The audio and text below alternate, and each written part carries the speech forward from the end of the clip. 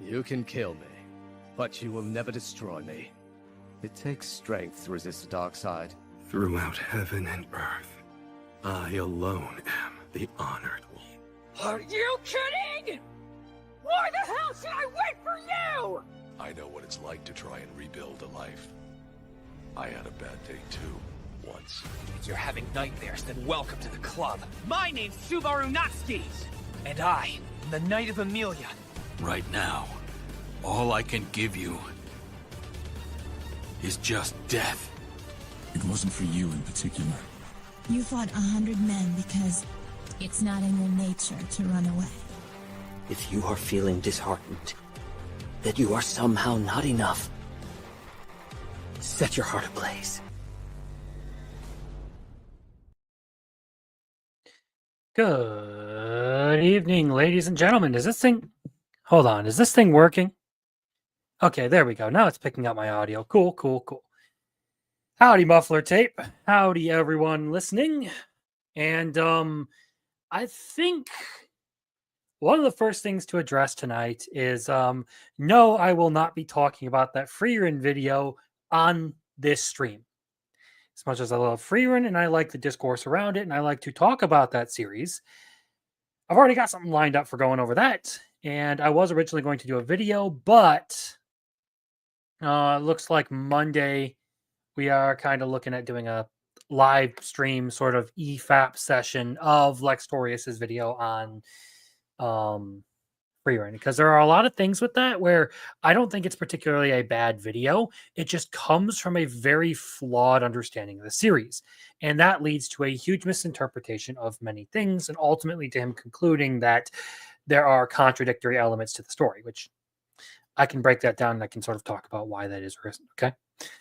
But there's a Tolkien element to it that I know a guy who's autistically well-versed in Tolkien. So he agreed to, he seemed interested in joining me for that whole thing. So that's effectively...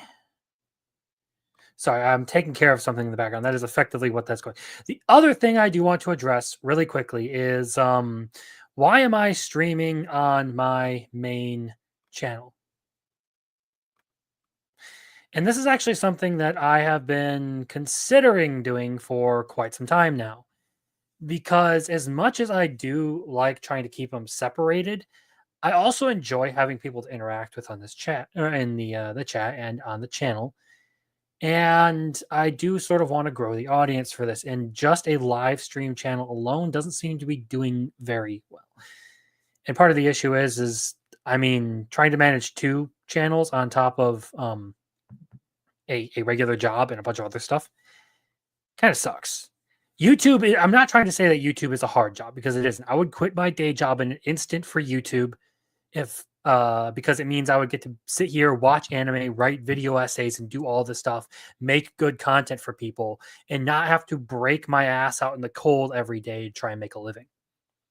I'm not trying to say YouTube is a hard job. I'm saying as an extra chore, as a hobby, as something I like to do to talk about this stuff, it could be a little bit work intensive to try and manage those things on top of making a living. That's all I'm saying. So I'm moving I'm testing moving the stream back over to my main channel because, well, like I said, I do enjoy having the interaction here, and I want to grow my main channel as much as possible. And if this helps attract people and is like a decent incentive for like memberships and stuff like that on the channel, then that would be nice. That said, let's get into talking about what we're going to talk about. Oh, what a sentence that is. So tonight on the list, we have a little bit of an update on the Johnny Somali stuff, because I know everyone who has listened to me talk on this channel probably knows I love to hate that bastard. I can't wait to see him get his comeuppance soon enough. He can't get his comeuppance soon enough. A little bit of drama over some creative stuff. The Yoko Taro stuff that happened earlier in the week, and a Japanese artist getting canceled, particularly because of some art they drew.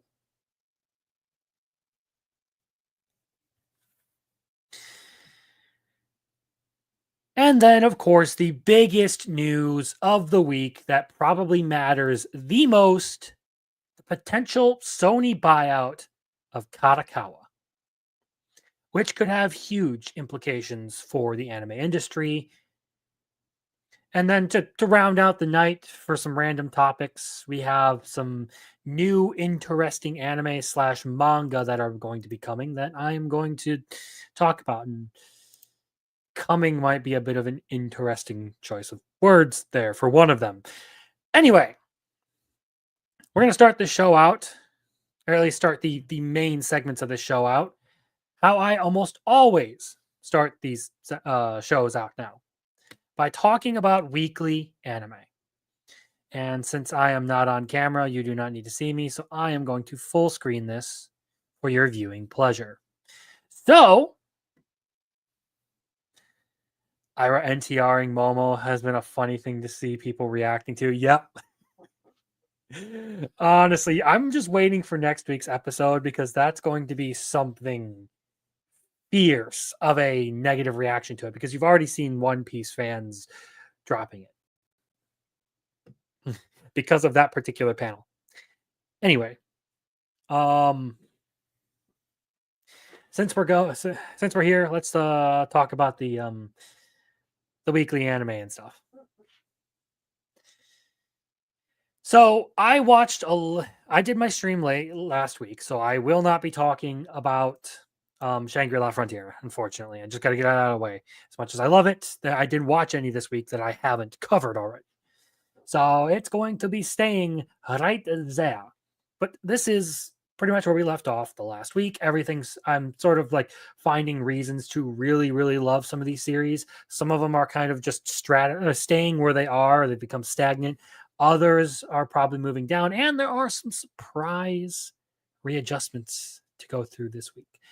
And I actually did talk about a couple of these in depth earlier in the week. If you didn't see my post, I was live with Biggles Mets again, and we were talking about some of the seasonal anime that he was a fan of. We were also there with Lil Chad, who is another YouTube creator.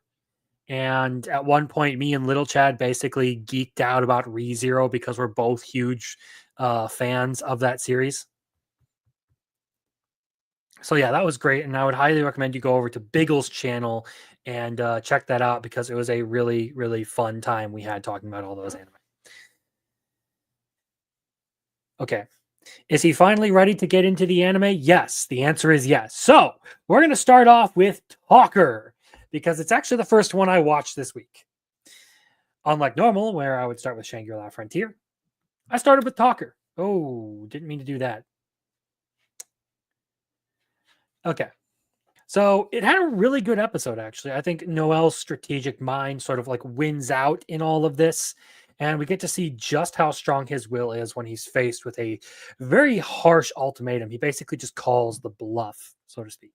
Like, I don't have any point in living if I don't get to do it my own way.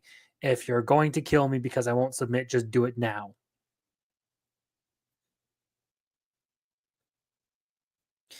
And then at the end, we get to see this sort of new dynamic between Alma and I forget the samurai guy's name because he's relatively new. But they have this whole dynamic going where they're basically competing for attention now. And Noel is stuck monitoring like two little children. It's great. It had a good episode, but honestly, it's not going to move because it is competing against some, well, you know what? I think it was technically better than Trillion Game this time around. However,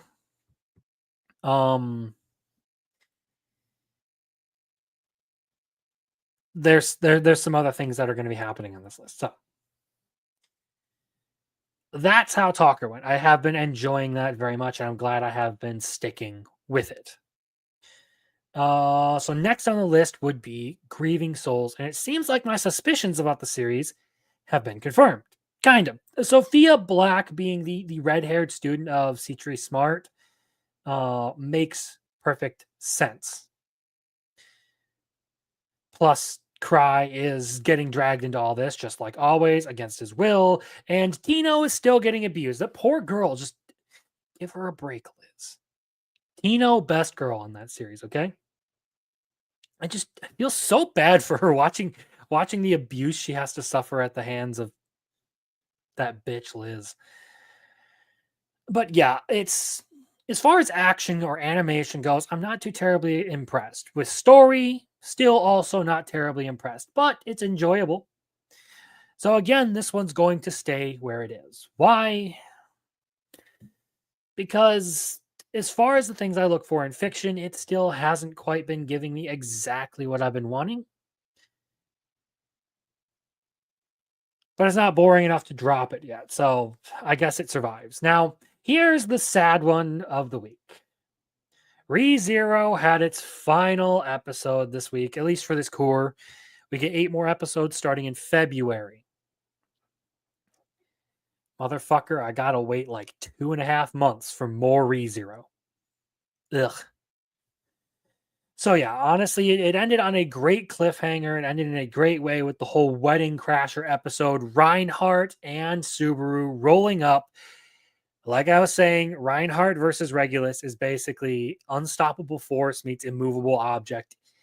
I'm really hoping White Fox goes all out on that and they show Reinhardt's re-entry. Because for those of you who, I shouldn't say that. I'll leave it at as Reinhardt's re-entry. And if you don't know what that means, well, we'll get there when we'll get there when we get there. But needless to say, there is a reason why Reinhardt is one of the characters who could probably solo most verses. Especially because he can literally just ask God for whatever blessings he wants. They demonstrate that now in the final episode of the Cour. Reinhardt literally petitions the sword god for the blessing of judgment, which allows him to tell what blessings people have. And he consistently does that throughout the entire fight. The dude is legit insane with how many divine protections he has, on top of the fact that he can just ask for more divine protections. It's insane. So yeah, I'm really looking forward. I think they did a good job of adapting a lot of that stuff. They didn't show Amelia's preparation to counterattack Regulus in that scene, but so what? It kind of wouldn't really benefit from it. But yeah, good episode to end on. Sucks that for anime only is that it's a cliffhanger, but trust me, the potential for this next half of the season is high. I can't say as to how well it's actually going to play out, but they do have some really good action scenes that if they, put some effort into, they could make some really, really good fights out of. So yeah, ReZero, top of the season the whole way through. Absolutely fantastic, but I might be a little biased because I am a tad bit of a ReZero simp at times. Okay. I tried to readjust my mic and it came loose. So professional tonight. Okay. Moving on. We have Dandadan's latest episode. Now, Dandadan's not finished. It's going to keep running. And after last week's episode, this one isn't as strong, but it's not as emotionally compelling as the last one. It's still really good. I like what they're doing, and they kind of get back into like the horror and the comedy part of it. And also a little bit of the drama, especially now that like Ira's being introduced to the crew. She's sort of becoming a regular member. It was good. The Nessie stuff looked amazing. I liked the reference to Shin Godzilla with the breath attack. I thought it was freaking amazing. And as always, Dandadan continues to be visually astounding. So yeah, I'm very satisfied with that last episode, though I still don't think it is as good as episode 7, just because episode 7 hits a lot of really good notes.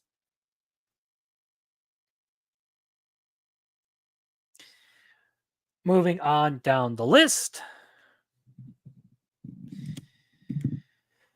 Tying the knot with an Amagami sister. It pretty much wraps up this sort. Well, not pretty much. We're getting to the end. Like next episode, we're probably going to see the end, like the end of this little questioning arc they have about like who's going to take over the shrine, who's going to do what with their lives. We had this whole thing with the younger sister, not Yae. There's Yae, Yue, and Ashina, I believe, is the youngest. Hey, Gorilla Mar, nice to see you. They had this whole thing about her going off to Tokyo, which would mean leaving the shrine, because she's really good at track and field, and she got an offer, and ultimately she decides to stay with her sisters and do the whole shrine thing.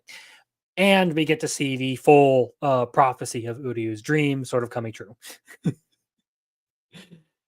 It was an interesting episode. I think it kind of like the last couple of episodes have done a good job of showing that, like, as much as Uryu rejected the idea of taking over the shrine, of like marrying into the family and all of that, he is somewhat like personally invested in helping the sisters out just because he wants to. And again, like I said early on with the series, I think that does a good job of characterizing him as someone who's kind of like cynical of like spiritual and religious stuff, but who isn't like totally like fed up with it and wants nothing to do with the people who are there.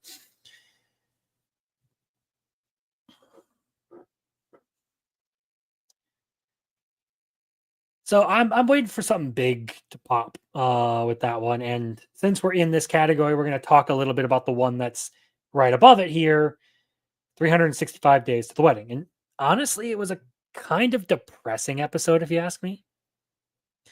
Like, it was just sort of like sad and melancholy, especially after to get some knowledge on some anime. Well, I guess it really depends on what you like, but I have watched just about everything and I can give recommendations. So we'll get into some of the cool stuff a little bit later. These are the first ones that air in the week. So yeah, as far as 365 Days to the Wedding goes, it kind of it stepped away from the whole thing where our main character just confessed to the chick and they didn't know how to respond.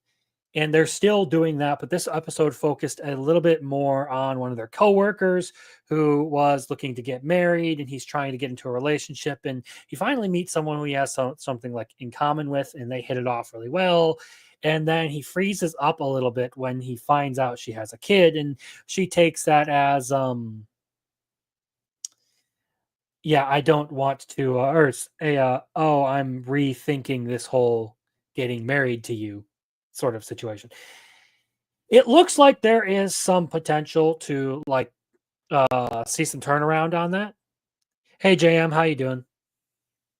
But it was kind of depressing. It was kind of a depressing episode to follow up the peak of last week's episode with, which was it made it a bit unusual.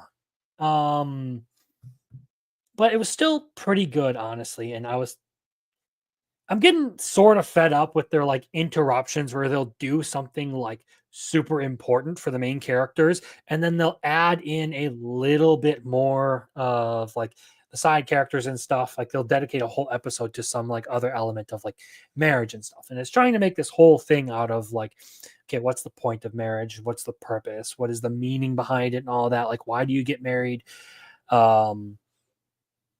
How is married life? That kind of stuff. So I get why they do it. I just feel like, as far as viewing the show goes, I'm not a huge fan of seeing them constantly derail the parts that I really like about it with these side elements that just feel like they're somewhat shoehorned in to add to that like meaning part of it. It's enjoyable if you like romance anime. I bet you will probably like it, but I still don't think it's the best one out there. So yeah, we're gonna move on to the Otome game Reincarnation that has been one of the few out of the genre that I really like. The Otome game Isekais, I'm generally not a fan of. And like I said, we were talking about this one with Bagels Mets earlier in the week over on his channel. So I think this episode was good, and I'm actually going to move it up to the interesting category rather than the okay, because it has sort of proceeded along the lines that I was hoping it was.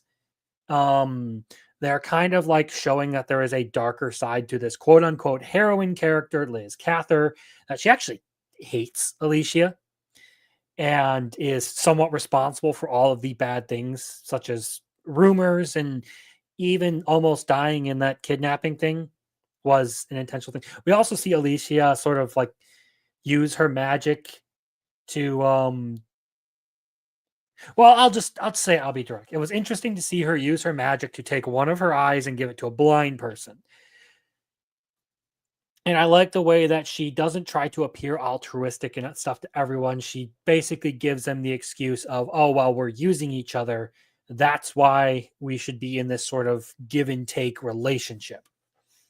And you don't have to worry about trusting me because this is entirely transactional. It is entirely business. So, yeah.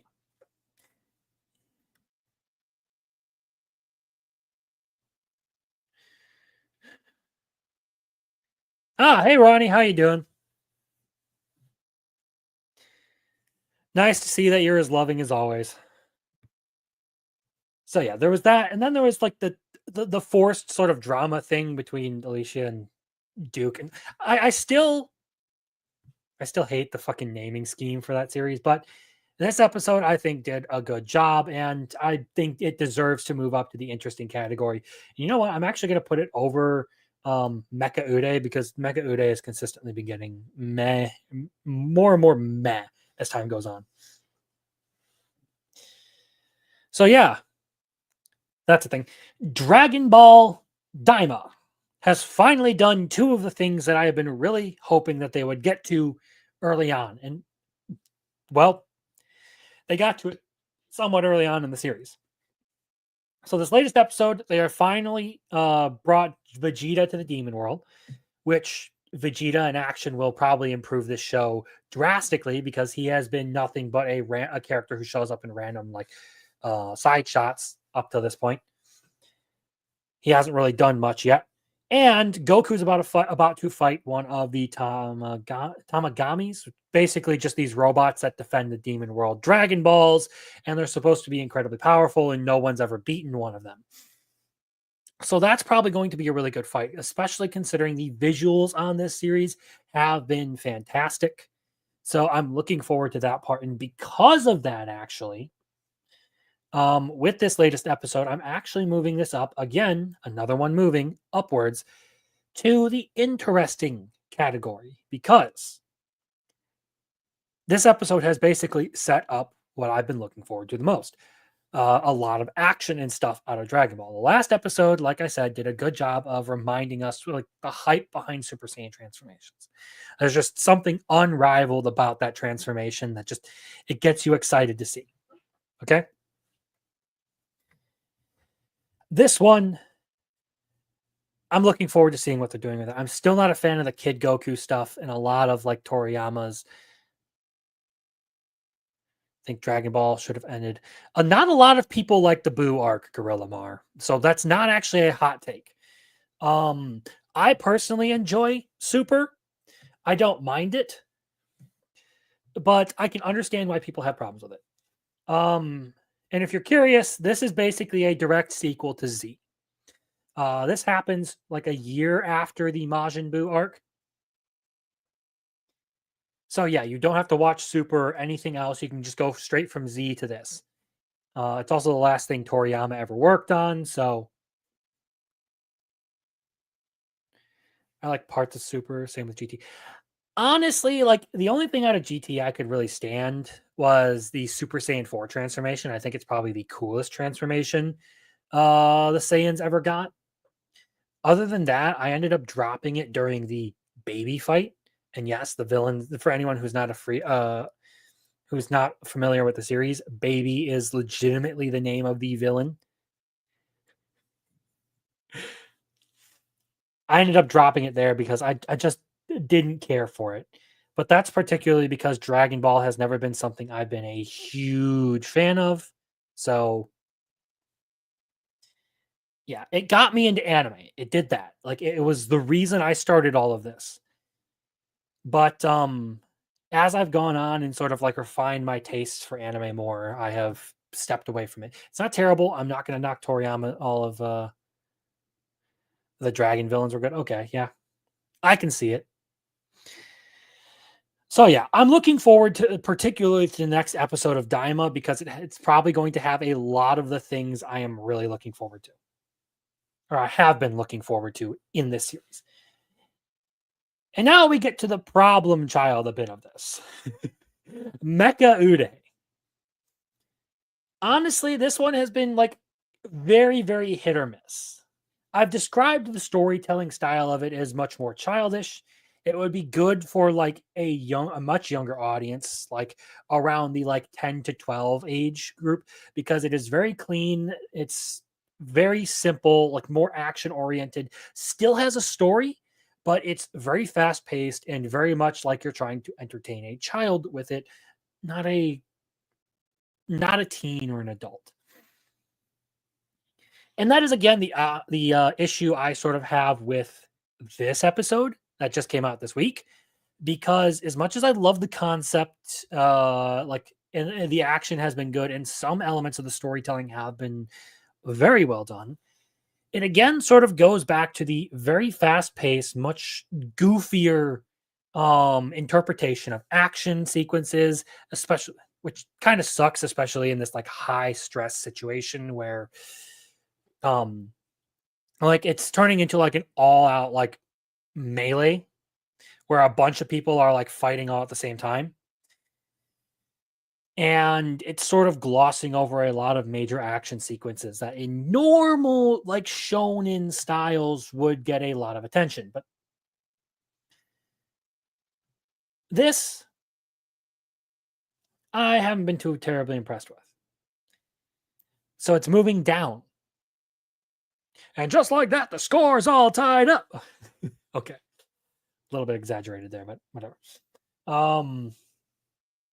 Yeah, I haven't been as much of a fan of this one. It would like I said, it's probably better for much younger people and people who aren't looking for like specific kinds of storytelling like I am, that take it more seriously and are more thorough in the way they present stories. So yeah, I have to move that one down because I've been consistently enjoying it less and less.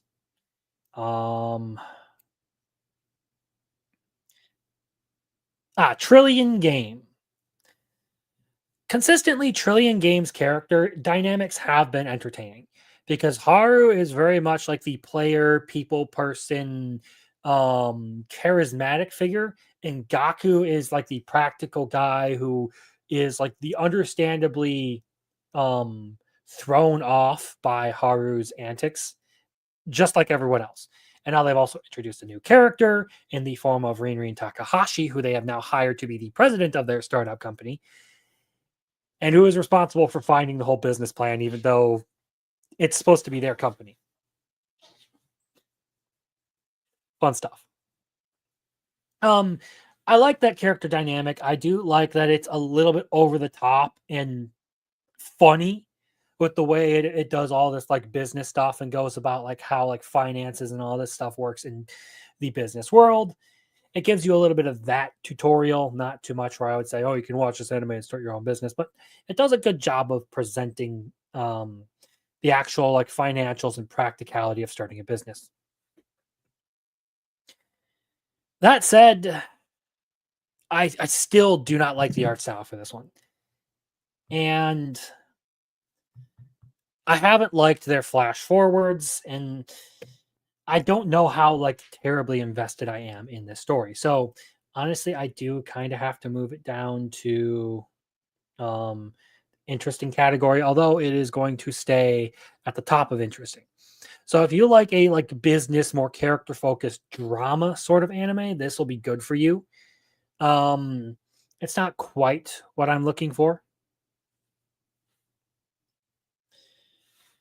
but it's not terrible. It's still good. It's still worth watching. It's just I've got to move it down because like the initial um shine of it has kind of waned as I've gotten to know like the characters more. I've seen more of the story.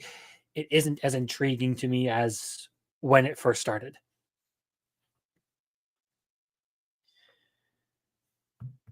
Magilumiere Co-Limited had a decent episode this week, actually. Not enough to move it up to the interesting category. It's still just okay, but it's not going to move downwards, at least not of its own qualifications. I like that they gave a like brief in-universe reason for why like the men aren't also capable of using magic. Basically, their idea is that like when it comes to men, their output is too quote unquote aggressive, and therefore they can't actually use the equipment properly, and that's why women end up being like um the primary users of magic and why there's only magical girls in this world. I think that was a fair, like, a decent explanation for why that is. A little bit of interest, like a little bit of a detail that I found somewhat interesting that wasn't entirely necessary for them to throw in, but it is what it is. We also get to see the difference in behavior between the top company, AST or ATS, whatever it is, and how they handle Kai. They effectively treat it solely like a business, whereas Magilumiere and their team were basically designed to like fight Kai as proper magical girls, and they don't treat it like a business or a job. They're actually there to save people and protect people, not specifically to make money. So that sort of dynamic showing that it isn't like this one-sided battle where like AST is just that much better than everyone else. No, it's mostly just that like as far as business goes, they're the most successful, but maybe not the most proper company. And they're definitely not the most proper magical girls. And trying to indoctrinate my 2 and 3-year-old into anime. So far, they love Dragon Ball Z, trying to keep it somewhat tame in the violence. Yeah, that's probably a good idea. As far as that goes, it can be kind of rough because there are like the cultural differences between what the Japanese deem acceptable and what Americans deem acceptable. Like I would never, as far as like a 2 and 3-year-old, I think Dragon Ball Z is, or Dragon Ball and Dragon Ball Z would be like perfect for them. Well, mostly perfect for them because we know Toriyama did like some of his lowly stuff in there, particularly with Chi-Chi in the original Dragon Ball anime and manga. But as far as that goes, yeah, I mean, like as far as violence and stuff goes, you're pretty tame with that. I don't think there's any huge like language or nudity or anything like that. So good pick, honestly. I respect it. I feel like if you're talking about someone at a young age, Dragon Ball is a really good one to get into because stories are easy to follow, characters are good. Yeah, Attack on Titan is not a you're showing your 2 or 3-year-old something like Attack on Titan, you're doing it wrong. That's going to traumatize them. Or like Berserk or something. Oh boy, yeah.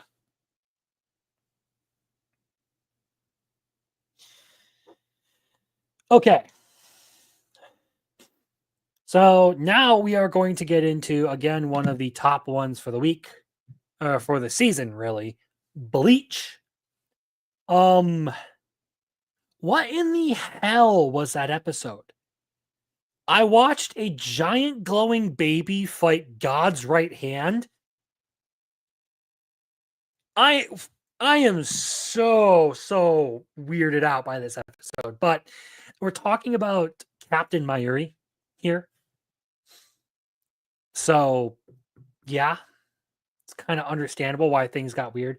Basically, if you're wondering what happened in this episode, Captain Mayuri and Captain Zaraki came up against Pernidia, which is the Soul King's left hand, I believe.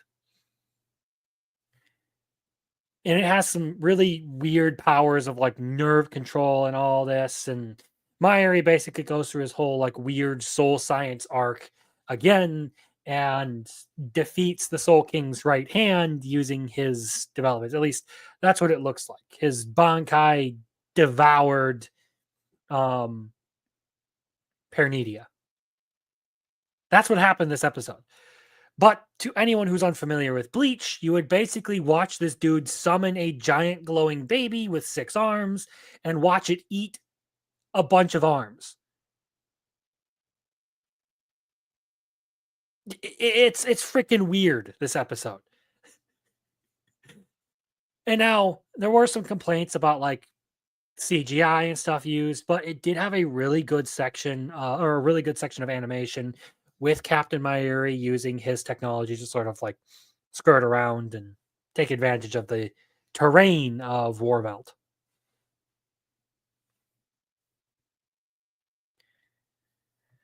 So while I did enjoy it, it was just bizarre. Like Bleach gets that way sometimes, but this episode was just a cut above the rest as far as bizarre goes. Now, because of weather and stuff, I actually managed to watch a bunch of anime earlier in the week, which means I got caught up on some stuff. Yay! Particularly with Orb. And now this one has been consistently good, and I've really liked it, and it's going to move up this week a lot because they have done a really good job with storytelling and with characters. Badeni turned out to be a little bit more complex of a character than I gave him credit for at first. He is very arrogant, very prideful, but not to the point where like it completely ruins his character. He's still willing to like compensate people and all that. He just wants all of the glory of Helios, of proving heliocentrism all to himself.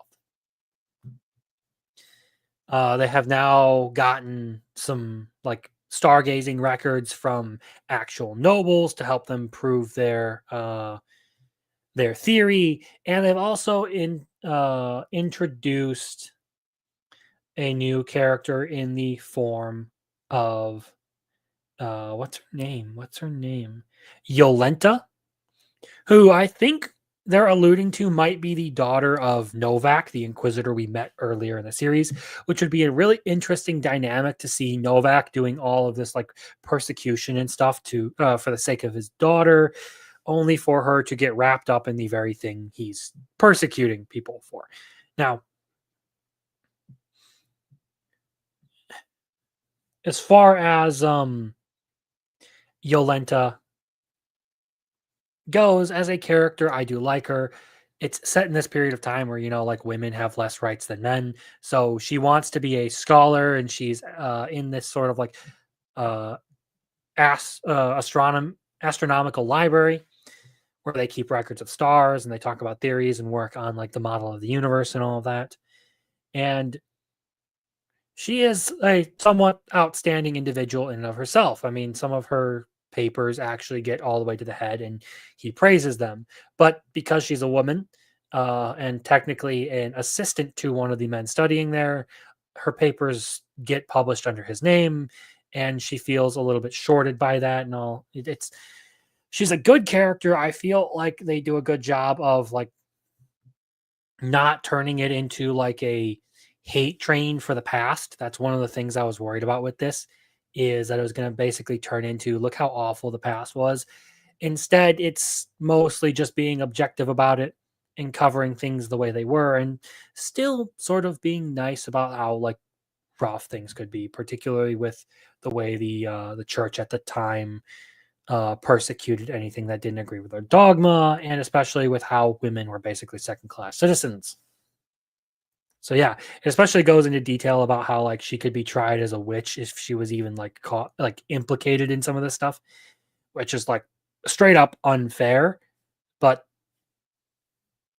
it doesn't really try to like rub that in and make like the men seem like they're evil for that.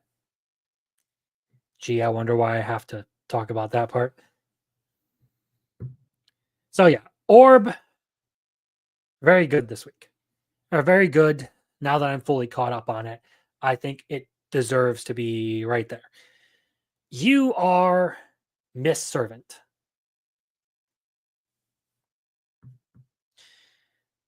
Honestly, I really liked this episode, but it does have some mechanical issues that I feel like didn't blend its themes very well.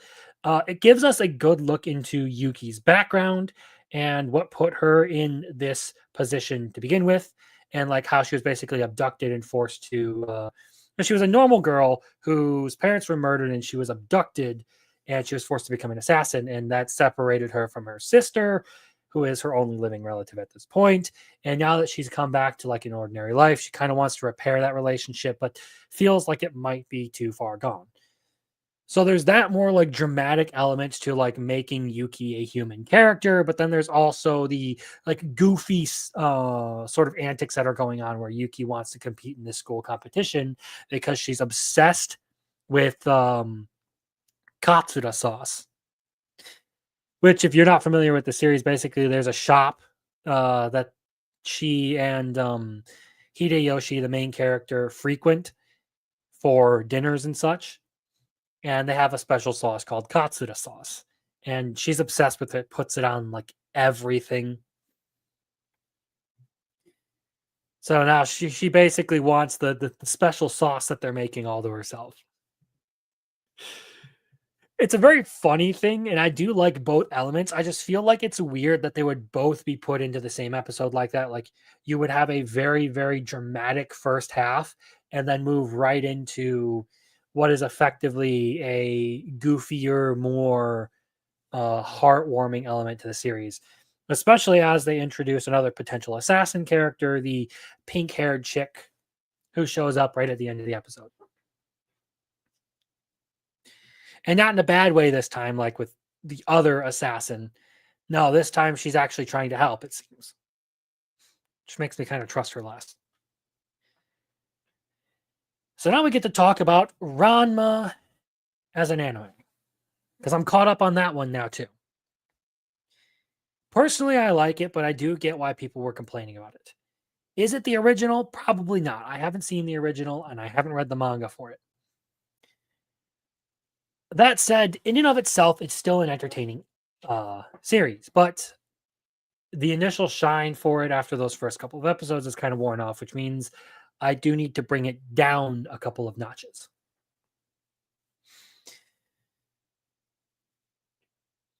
I like it. It's very fun, and as like Shad Brooks points out in his videos on it, like it does have a lot of those themes of like traditional masculinity and all that. There are a lot of good values you can take from this, but I don't think they're presented as well in this one as they were in the original from what I've seen. I also don't think some of these scenes have as good of animation or treatment as what the original did. So for now, I'm moving it down to here because while I do really, really enjoy it, it's just become something that's sort of interesting. And I'm trying to reserve the very good for the ones that I think like, got to get back to it. Hey, thanks for chilling out with me. It's been fun. And so, yeah, as far as Ranma goes, I'm moving it down to the middle of the pack and interesting because I don't know. I feel like it probably could have been better.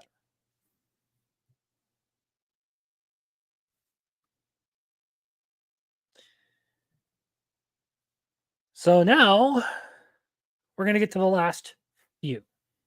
I have discussed, I didn't catch up on Blue Box. I still think there's an episode I got to watch. Talked about all of these this week, actually. So there are two more that I've got to cover tonight. Demon Lord 2099. Now, this one's actually been a sleeper this season for me. So much so, in fact, I'm moving it up to must watch, which is huge because it has skipped over even Shangri-La Frontier. This one is actually incredibly good, from action to soundtrack to characters to story. All of it has been very, very good so far. And Right now, I think I'm only 4 or 5 episodes in. But I do highly, highly recommend it. It might not seem like much, but I think it does the whole, like, quote unquote reverse isekai thing very well. Like the demon lord out of his element in a new world full of like technology and stuff that he doesn't understand. Veltal adapting very well has been like a nice touch. Him learning to get around the fact that he cannot use a familia to use magic has been another great thing.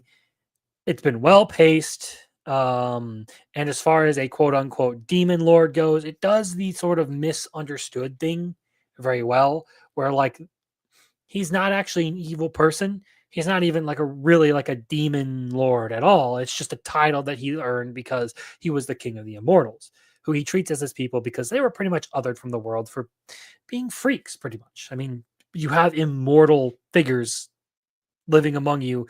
Obviously, people are going to treat them differently. They're going to become suspicious of those things, yada, yada, yada.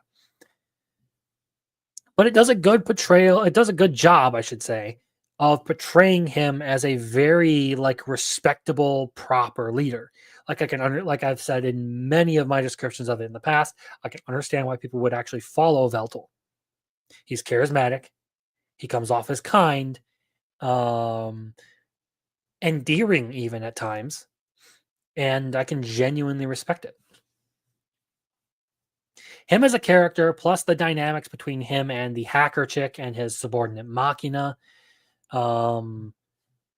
have been really good. Plus, there is an ongoing story about how basically the city that they're living in is sustained on the deaths of immortals. And it comes with a lot of intrigue. I think it's been executed very, very well across this whole series. Sleeper this season. Like, it is underrated, if you ask me. And that brings us to the last one of the night. One that I was actually convinced to give a second chance by the guy I've mentioned a couple times this stream, Big Old Mets. Loner Life in Another World. I checked it out again. I picked up where I left off after dropping it because now I have a little bit of extra time slot that ReZero has finished up. And as far as this goes, it's actually not bad. Like, I actually enjoyed that last episode that I watched, which was a huge surprise because it had felt so generic before. And after taking a break and coming back to it and giving it a genuine shot, it's actually like much more enjoyable. Maybe it's just this particular episode because Haruka decides he actually wants to fucking Maza's here. What the what? What the hell? That's fucking wild, mate. Nice to see you, Maz. But yeah, as far as this one goes, I do like that Haruka has finally decided he's going to nut up and actually do something. He's not just going to run away. He's actually. I'm gonna be honest with you. I'm too fucking fat to do a flip.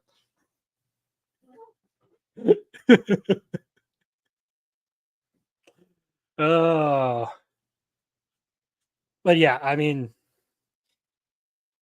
okay, focus, man, focus. So as far as Loner Life goes, I enjoyed it more coming back to it. Still kind of like middle of the road isekai stuff, but I'm actually putting it back on the list because I've enjoyed it, and that was all because Biggles decided he was going to get me to give it a fucking try again. I'm looking forward to this upcoming confrontation, but I did not have enough time to actually catch up on it this week. We all know that, Crimson. Fuck you too, Ronnie. Now I got 2 retards in my chat. So yeah, that is that's pretty much where I'm at with all the anime that I've watched this week, which is a fucking lot. Now I can actually like properly turn my my camera back on since I'm actually going to be on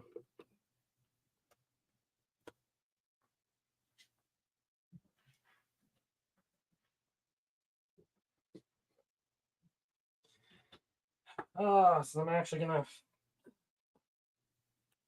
be talking about some news, particularly fucking Sony,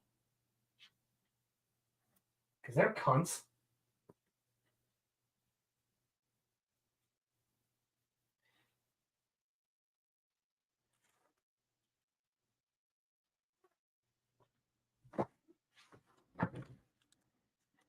Hey man, I don't hate Naruto. It's one of my favorite anime of all time. Let's turn the camera on. There we go. Like legitimately, I love Naruto. Oh, I don't have my sign on. There we go. So yeah, I mean, as far as all that stuff goes, sad to see ReZero go because I love that show, but I'm hoping that they get to Arc 6. So yeah, now we get to move into news and stuff, and we get to talk a little bit about the fucking shit show that is Sony, because that's kind of the biggest thing on the list tonight. I mean, there's the issue with Johnny Somali. Fuck that guy. But Sony is kind of the big one that I wanted to talk about. Where is...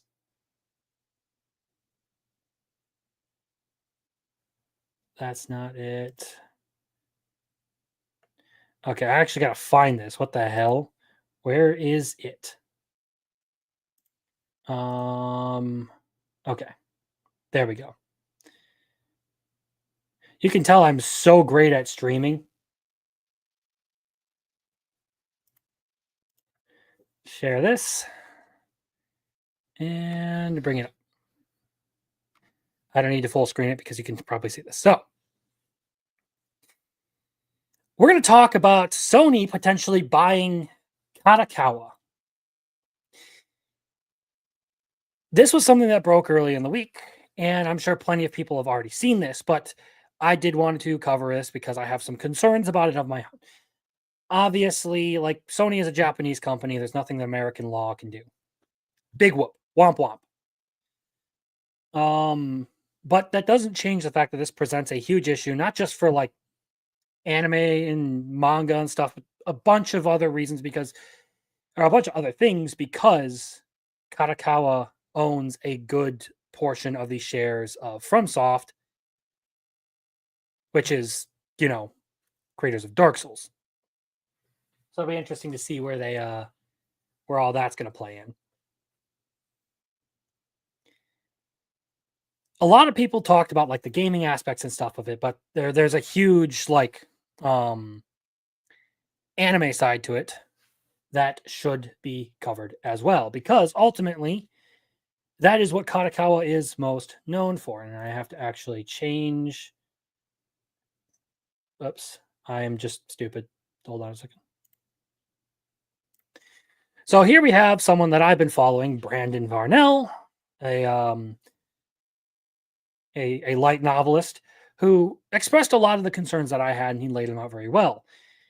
Here are some things to be aware if Sony does actually acquire Katakawa. That's one of the big things that needs to be talked about. Is as far as this goes, it is literally just Sony reaching out to try and purchase Katakawa. I don't think there's actually been any sort of offer, but it's one of those things where like, hey, we might be ready to buy you out. You want it? So number one, Katakawa's extensive library of anime would bolster Sony's anime streaming platforms like Crunchyroll and consolidate Sony's dominance in global anime distribution. This would make it much harder for any competition to gain a leg up in the industry. Any new streaming service will be crushed under the weight of Sony's buying power. And this is particularly an issue because localization has been fucking awful. Like straight up just bleh, sometimes with Crunchyroll. Not only that, but Crunchyroll has been involved in a number of controversies, from stealing mail from their voice actors, from misappropriating funds that they said were going to be going to studios and to animators, and instead putting them into shit shows like High Guardian Spice. on top of, just being generally more. Oh, there was also the digital library thing that they did with Funimation. People who had digital like collections on Funimation lost all their stuff when Funimation finally shut down. And on top of the fact that just Sony buying literally everything fucking anime, like Right Stuff and all that, and just gobbling it all up and consolidating their power over this, just fucking annoying. So it does not lead to a good interpretation. When you consider the localization aspect, we're probably going to see more if this goes through, we'll see more censorship and more corporatization of manga and anime. Number 2, Kadokawa's 70% stake in From Software would give Sony near total control over the studio responsible for the Dark Souls games and could result in From Software titles becoming PlayStation exclusives. Yeah, that would be that would fucking suck. Even though I was kind of the PlayStation guy all my life until I got a proper PC.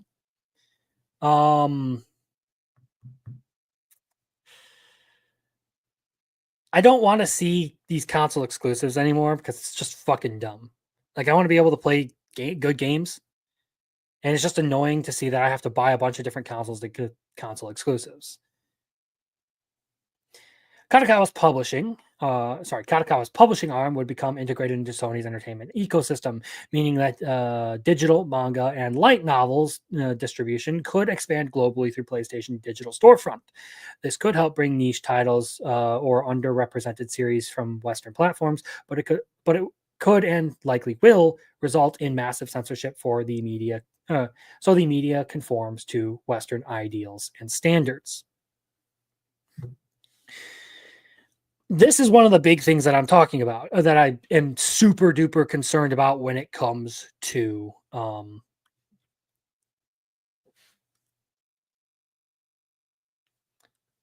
message. Sorry.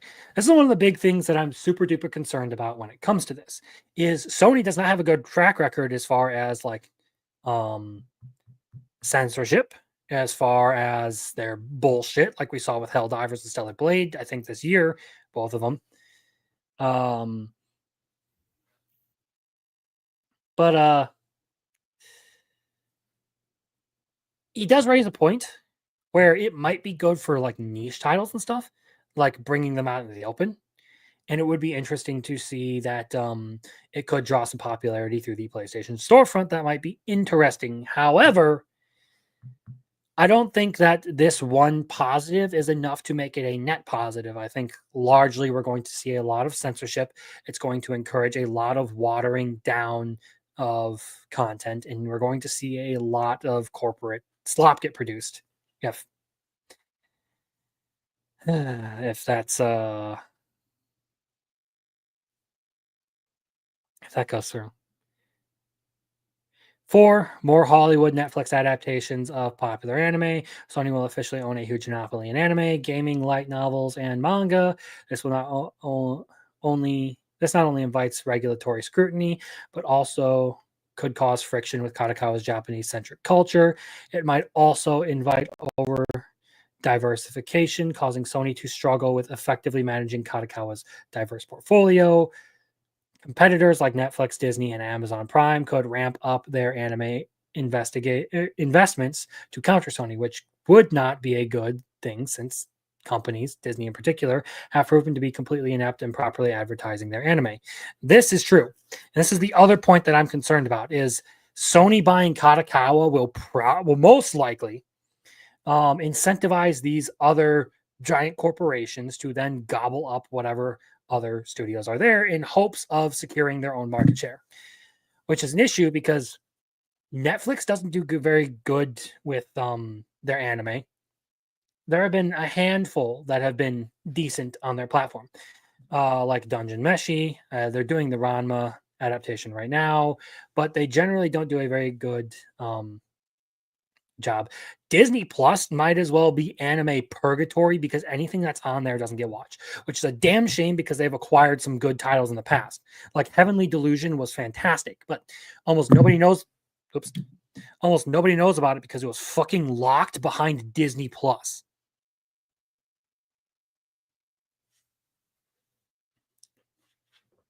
Which is bullshit. Of course, all of that will just lead to more corporatization and more censorship because, again, all of these companies that are trying to buy up these Japanese studios are Western companies that are known for producing gray fucking slop and corporatizing everything and trying to make a one size fits all model for all things rather than letting the actual creativity thrive. Now, it's not that anime is all like perfectly creative, but it still is willing to take risks, be weird, do something interesting, and generally have some fun with what's going on.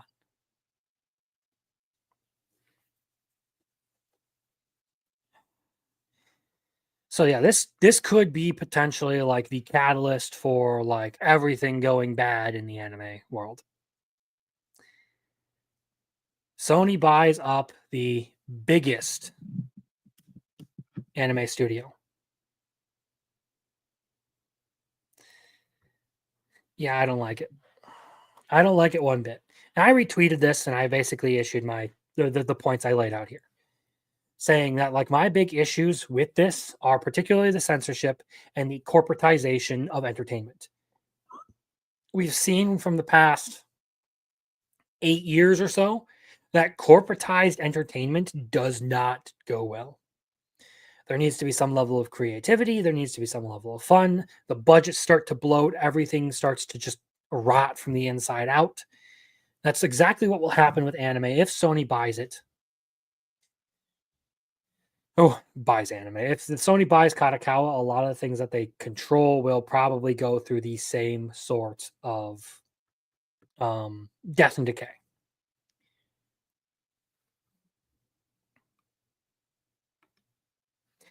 And of course, there were plenty of people talking about how this is the greatest thing that Sony, like the Sony ponies and stuff, dick riding everything that the company does.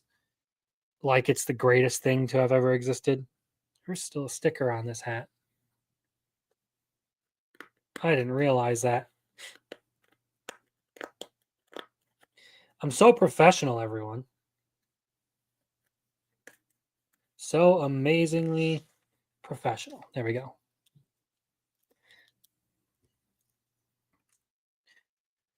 So yeah. I'm really ban him. I'm just kidding. Don't ban Ronnie. Ronnie's cool. Ronnie's cool.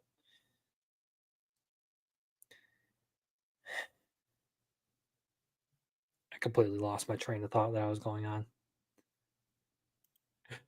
It's just, you know what? Speaking of corporatization and how it affects creativity and stuff. Let's go into the next topic. Small little thing. So, anyone who's familiar with Nier Automata, you're probably familiar with the creator, Yoko Taro, and you probably know that there was an anime created somewhat recently for it. Now, in that anime, Yoko Taro had wanted a intimate sex scene between 2B and 9S. This is the creator. And it was rejected by the Aniplex producer, who argued that 9S would not do that. Here you are talking to the literal creator of the series in question, saying that his character wouldn't do what he says they would do.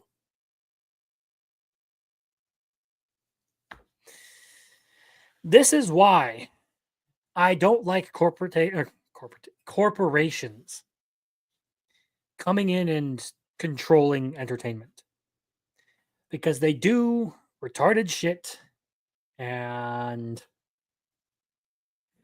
they argue with the very creators of the series. Now you could argue like, well, this isn't appropriate. We're trying to, as far as this goes, you could argue that it's not appropriate, that it wouldn't fit like the rating that they're going for, yada yada, broadcast laws, all that kind of stuff. But to say that the reason you won't do it is because the character that the guy made wouldn't do that, that's just outright retarded. I mean, it is. There's no way around it. It's just retarded.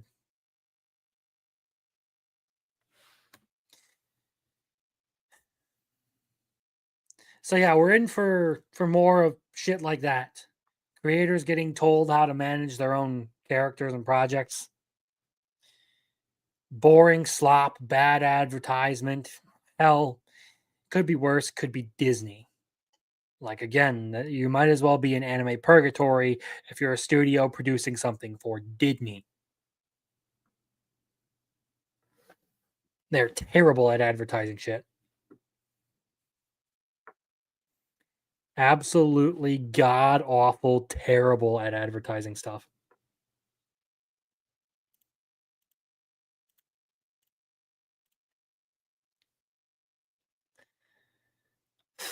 K.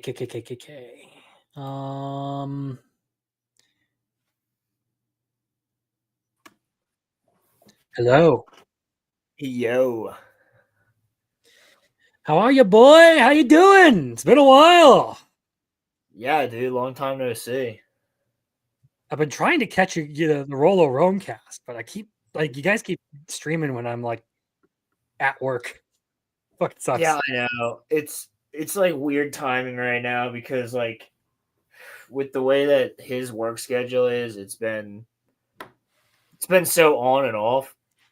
Like I usually always have Wednesdays off, so I'm good whenever.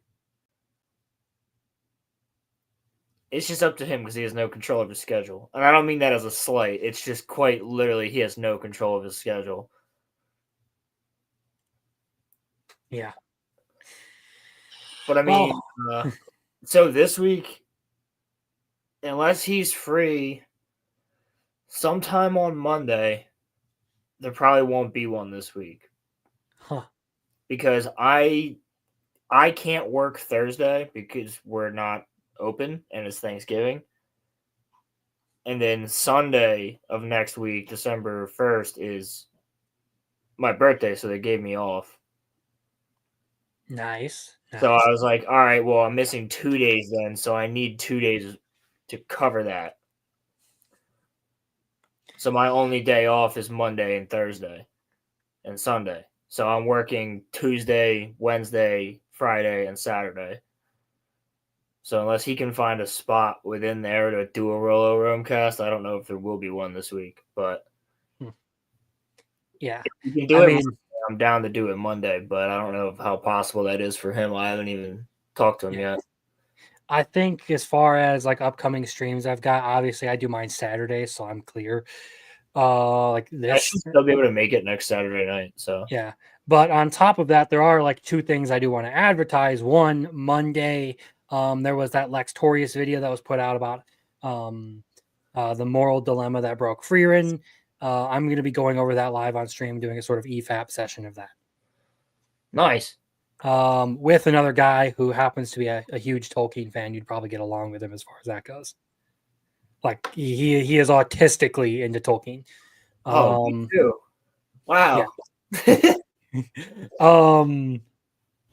Then Wednesday, I'm actually interviewing a indie creator on the channel, doing a whole like I've been doing fictionology. This week I'm doing it for on this guy's particular creation because I happen to really like his comic book, the series he's been making, and he's been on the channel before, and he's a cool guy. So I'm going to be talking with Hero Darky Dark about Relentlessly Bullied Hero this nice. Wednesday. Yeah, we've talked about that before. Yeah. Yes, we have. So that's what's going to be going on for fictionology this week. Awesome. This month, I should say. I'm about halfway done with Tokyo Ghoul. I wanted to try and get it done by the end of the month. How do you feel about the second season? We'll go into that and we'll finish up the news and stuff after that. Yeah. I wanted to do Tokyo Ghoul because for a fictionology because I wanted to have you and Muffler Tape back on it because that was really fun. Yeah, that was a great one, dude. We had so much fun talking about Chainsaw Man. That was awesome. So yeah, as far as Tokyo Ghoul goes, like my big points on it are I think the story is good. I haven't read the manga, so I don't know how it compares to the manga. But as far as story goes, I liked it. I liked where they went with it. I actually enjoyed it more thoroughly than I did the first season. But I can absolutely see why people complained about it falling off because the animation was atrocious at times. Yeah, it's been a while since I watched it, but I'm sure. I mean, I'm pretty sure season 2 came out in like 2014, or maybe even earlier. It might have been That sounds right. 2012. Yeah, so story content good. Like the actual production of it though, the only like production element of it that I liked was Glassy Sky. Glassy Sky is spectacular. Glassy Sky is one of the best songs from See, any anime, in my opinion. that's the one thing I should say about Tokyo Ghoul that like has really impressed me. Like I had never even watched it. I knew what Unravel and Glassy Sky were. Do you know Lichten Schotten? That's the one where it's like the piano. It's like dun dun dun dun dun dun dun dun dun dun dun dun dun, and like they play it a lot. I do not believe so.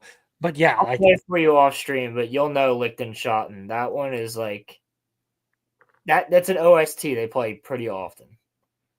all right. But yeah, I do want to try and like by the end, like for December or whatever, try and do a like a fictionology for Tokyo Ghoul. So I'm gonna try and wrap that up. You see what I mean Because with Toka though? with what? How Toka's goaded. You see what I mean though? Do you see what I mean though? So I'm moving on into Re now. Like I said to you before, you're gonna be confused, but that's the point. I read the synopsis of it pretty much. I haven't started it yet. And I was like, huh, okay, so I see what he's talking about being confused. Okay. Yeah, you figure it out as Heisei figures it out. I'll say it like that. Because Heisei is technically the main character of that, but there's a lot that you'll start to get because of but once Heisei figures it out, you're like, holy shit, it all makes sense. Hmm. It's one of those. It's just a lot of Okay. people fell off because it takes a good like third of the season before it starts to really get there. Maybe even a half. Hmm. But it's to build up all the other characters around that. And Anteku's not really huge in the first half. But it's giving a lot more to the doves, as it should. Yeah, that So makes sense. you'll get it. You'll knowing as somebody who appreciates like storytelling, I think you'll understand what I'm talking about when it comes to that. Like you need to flesh out the other side a lot more because then by the time of the end of 3 and into 4, you'll really care about those other characters a lot more. Yeah, it's one of those things where like they kind of like they've done a good job of it so far. Like Maru's daughter, Amon, some of the other like CCG characters have been pretty good. Hoji's the man. Takizawa.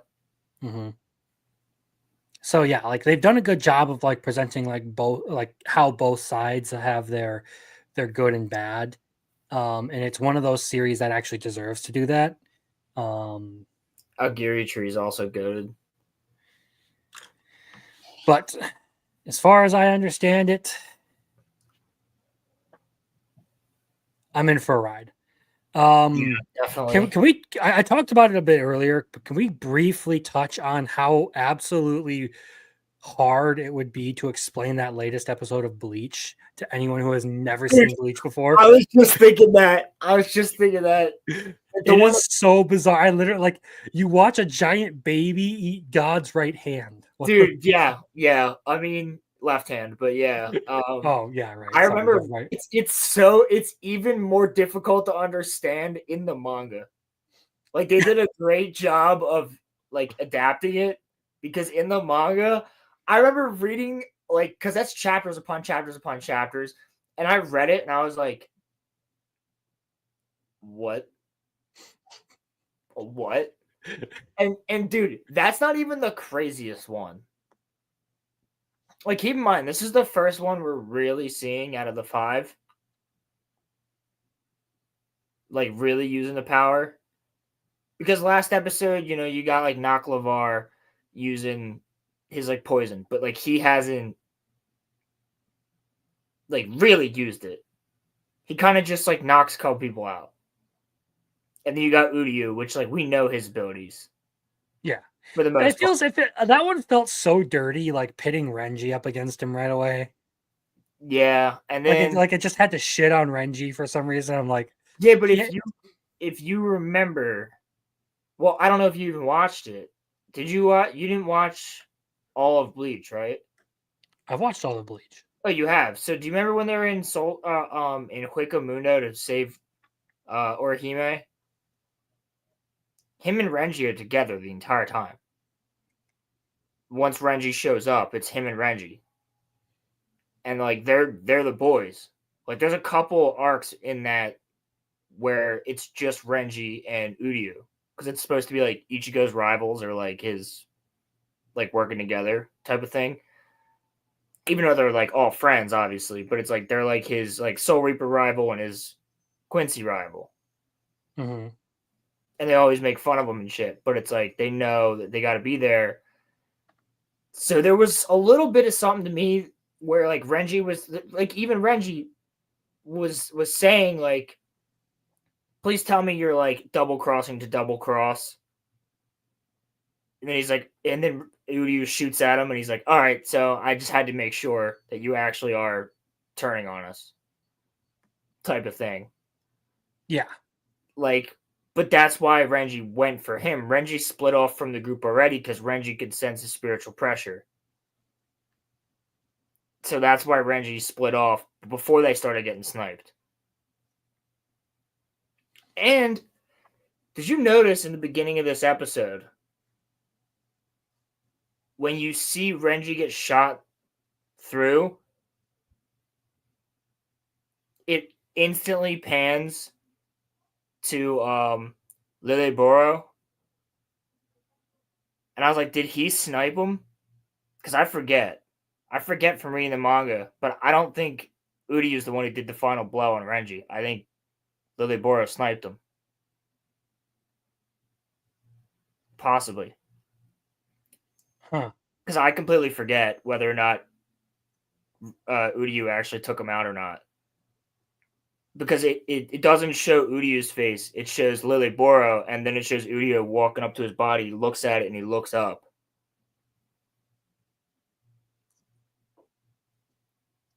So it's almost like, did he actually do the final blow or not? No, I didn't catch that, actually. And you think Pernita Parankias is crazy. Like, Liliboro is even fucking... Somehow he's wilder. I don't even know how to explain it. I'm not going to, because that's spoilers. But somehow he's even nuttier. What, are you going to tell me he's like the Soul King's right testicle or something? No, he's not anything like... He's not anything attached to the Soul King. It doesn't make sense why X-axis is this. I mean, it does, but the form that he ends up taking, I'm like, excuse me? Like, you're a sniper. Why? Why is that what it is? Like, it's now I'm intrigued. And I remember reading, like, that was the fight that I was so fucking into. Was Liliboro's fight. Because, like, that's the one I remember the most. Because it was so wild. But either way, it's in my top 5 for the season for a reason. But yeah, Pernita, I guess, like, slight spoiler, like, that's not over yet. I could have told you that, dude. I know, I figured you'd know that, but that's just for the chat. Like there's no way one of them is going down that quickly.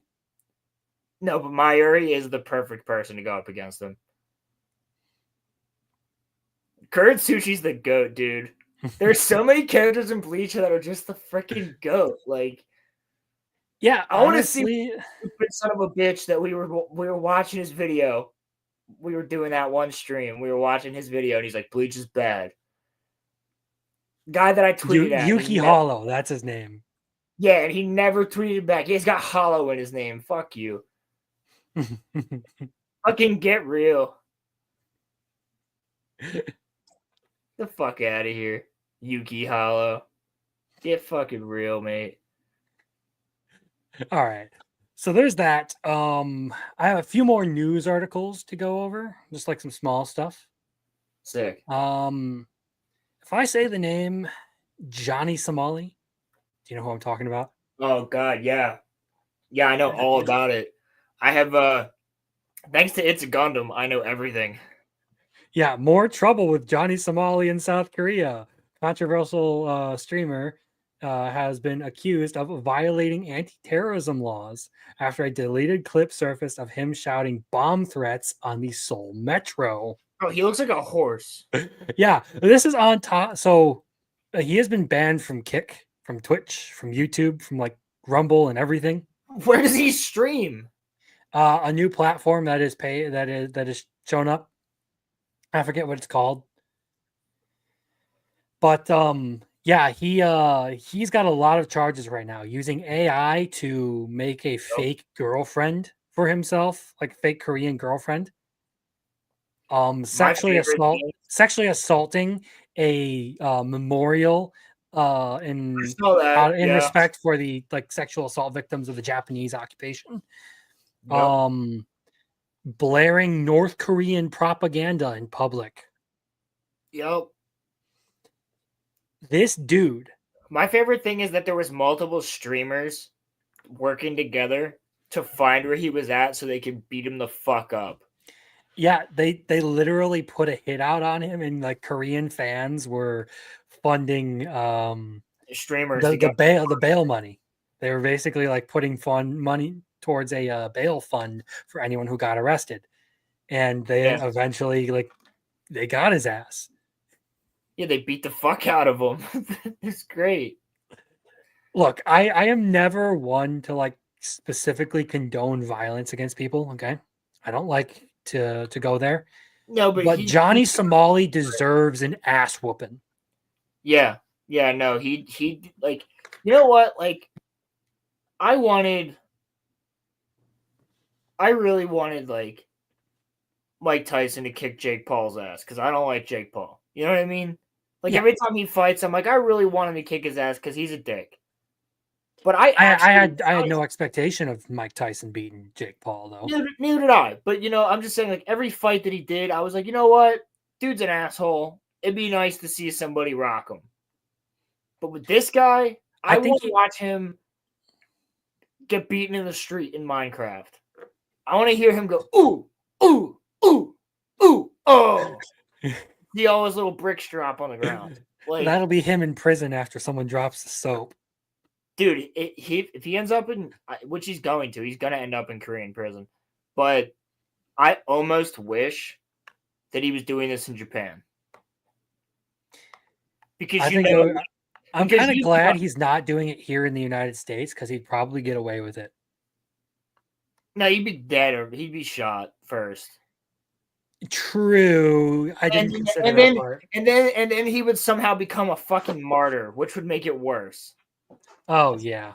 But if he does it in Japan, it won't be the police that are after him. Let's just say that. It'll be a another organization that we all know and love from a lot of anime. That they will be the one to find him. Yeah. These nuisance. This is one of the things that I like hate that social media has propagated is like these nuisance streamer types like Jack Doherty and Johnny Somali. Or you remember the trend that was going viral of like people licking a freaking car accident and like get out and like his friends bleeding out. Somali will do 5 years. Someone's gonna kill him in prison. One of the because here's the thing: the number one rule of prison is you don't fuck with kids and you don't fuck with women. because if you do, you end up in prison, you get killed in there. He has not only fucked with the culture, which is really fucking important to that culture, but he's also, in a way, fucked with women and women's history of being sexually assaulted. So that's in a way that is like right next to sexual assault itself, which he has done. He's done. He has kissed women on the cheek in Korea who are not asking for it. He has sexually harassed women in I hadn't Korea. heard of that one. What? Yes. Oh, this dude's fucked. Like there's gonna be some old Korean dude, like, and like, I don't even mean to say it like this, but those motherfuckers can throw hands. Like, if he goes into that prison, There are generally two groups of people I try never to piss off, and that is furries and K-pop stans. Okay, bro, and that's the thing, and I'll tell you right now, the Korean government doesn't like him. No one likes him. Yes, the American government doesn't like him. The Korean government doesn't like him. So the guards there, the police don't fucking like him. The guards will just watch it. The guards will help. Like, they'll just be like, oh my God, the camera's turned off and Johnny Somali got his ass kicked. Like, but they won't kill him. They won't kill him. They'll just beat the living shit out of him over and over again. And he deserves it. He's an asshole. Yeah. Now, that's what I'm saying. Like, social media has spawned like the Johnny Somali types, like the nuisance types, because it generates outrage. And it gets a lot of views and stuff, and people see that as attention. Like with the ice cream licking trend that happened. You just got to be mentally ill. You have to be mentally ill. Mm-hmm. Well, I've always described it as fatherless behavior because a lot of the times you find out that it's true. It's like people grew up without a parent and they crave the attention. That is what we're seeing. Fucking true. Fatherless behavior. I love that. I hope you don't mind. I'm gonna use that. That's fatherless fucking behavior. Because that's what it is. Like, he's never seen the belt or the back of a hand.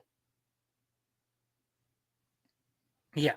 It's, but, I mean, like I said, it's inspired a lot of people to just like do these things. Like pranks have become less about like just like silly stuff, like putting on a mask and like jump scaring someone or like doing something that's harmless. And it's basically become like this thing where like I saw one the other day where basically parents decided that they were going to make a mess in a room and like ruin some carpet and stuff and then gaslight their kid about him doing something. And they're like screaming at the kid and like mentally traumatizing him. Like, this is a prank. I'm like, that's not a fucking prank. That's the criminal evil behavior. This isn't funny. You're hurting someone. Yeah, and like Crimson, like there's a difference between the guy who's on like Instagram. I've seen a meme of a guy who puts up like a filter on his phone where it looks like he's a Skyrim character, and he runs through a target, and he just keeps going fireball to like all of the freaking target people, and he goes roll, barrel roll, like and he just moves the camera and like rolls past them because they can't touch him, so they're like, sir, please stop, and he just goes electric power, fireball, and like runs past them, and he goes, I'm going to the reptilian dungeon, and just runs into the back room, and they're like, sir, you can't be back here, and he's just like running around, and then he runs out, but then like at the end of the full video, he's like, I just made a video, I'm sorry, it'll never happen again, and it was one video, and it's like, all right, that's a prank, like that's stupid.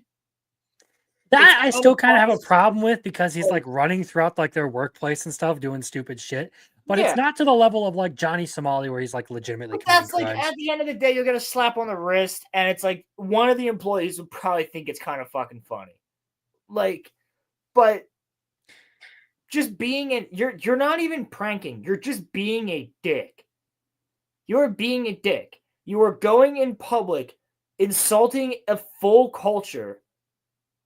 Purposely. You are purposely insulting a culture and being an asshole. Fuck you. And like dude, there's so many things I want to say that YouTube would probably somehow get mad at us for saying about this piece of shit. If this motherfucker, I honestly wish to God he would have like gotten his ass beat back in Japan by the dude dressed as Rengoku. By the way, I really wish he would have. It would have been the guy dressed as Rengoku, dude. Because that's the other thing. Like I said, he probably even himself because he's a pussy. He's a pussy. These nuisance streamers are all pussies. Like, look at Neon. Dude, have you seen him get punched in the face? He's like, oh, dude, bro. Oh, dude, bro, what are you doing? And there's like a dude beating the shit out of him. It's like, fuck you. Stand up for yourself. If you're going to do this shit, stop being such a little fucking pussy. Fuck. I hate him, dude. I would fight him. I would fight him, and I would be cool with it. Like, But like, you know, like unbox them. You want to do creator clash? I'm a content. You're gonna put it on Netflix. Rolo Films versus Johnny Somali. Dude, let's go. I'm down. If that gets him out of prison just to come here so I can box this motherfucker, I'm so into it. Let's do it.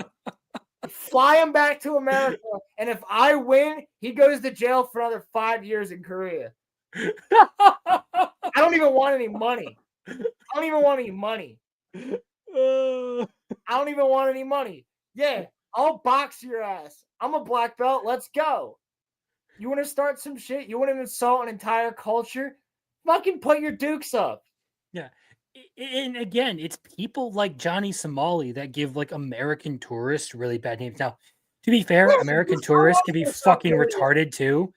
But like people see this guy and like, oh, he's an American. Fuck. Because of shit like this. Well, that's the thing, dude. I want to go to South Korea. I want to go to Japan. Like, those are two of my bucket list countries to go to. And it's people like this stupid motherfucker. And you know what? It's actually worse. It's actually worse than just that. It's not just Americans.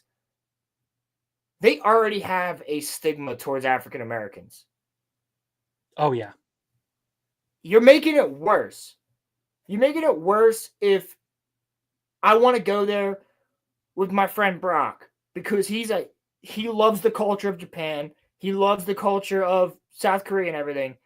Him and I used to plan on a trip there. We probably still will do that at some day. If we go there, he will get side-eyed. He will get looked at weird because of this stupid asshole. Yeah. People will be clutching their pearls because he walks in because they're waiting for him to do something stupid. All because this motherfucker thought it would be funny to stream himself. Fuck, like just all IRL streamers, okay? Yeah, fuck you. I don't care. I don't care whether some of them are doing okay content or whatever. Fuck them because they're not entertaining, and this shit needs to stop. Well, it's like you can IRL stream a vlog, but a vlog is completely different than IRL streaming you being an asshole to everybody. And that's all you do. All you do is walk down the street and be a twat. Like, I don't know. Why don't you actually be like, hey, I'm at a con this weekend, so I'm going to vlog it. Episode 1, 2, and 3, Friday, Saturday, Sunday. And you stream for an hour or two. And that's it. And it's just like, hey, this is what I'm doing at the con. And then you make a supercut of that at the end of the day. There's nothing wrong with that. Or say you know, IRL stream yourself doing like a project or something, like making some furniture or whatever, right? Yeah, there's nothing wrong with that. Oh, I'm painting today. I'm painting a character from my comic book, or I'm painting a character from the novel I'm writing. Like, there's nothing wrong with doing that. There's nothing wrong with a vlog. What's wrong is that these people will sit there from 9 a.m. to fucking... And it's the same thing with regular fucking Twitch streamers. They will put on videos of somebody else's content and be gone for an hour and a half. So you're just watching somebody else's content without giving them the view. Yeah.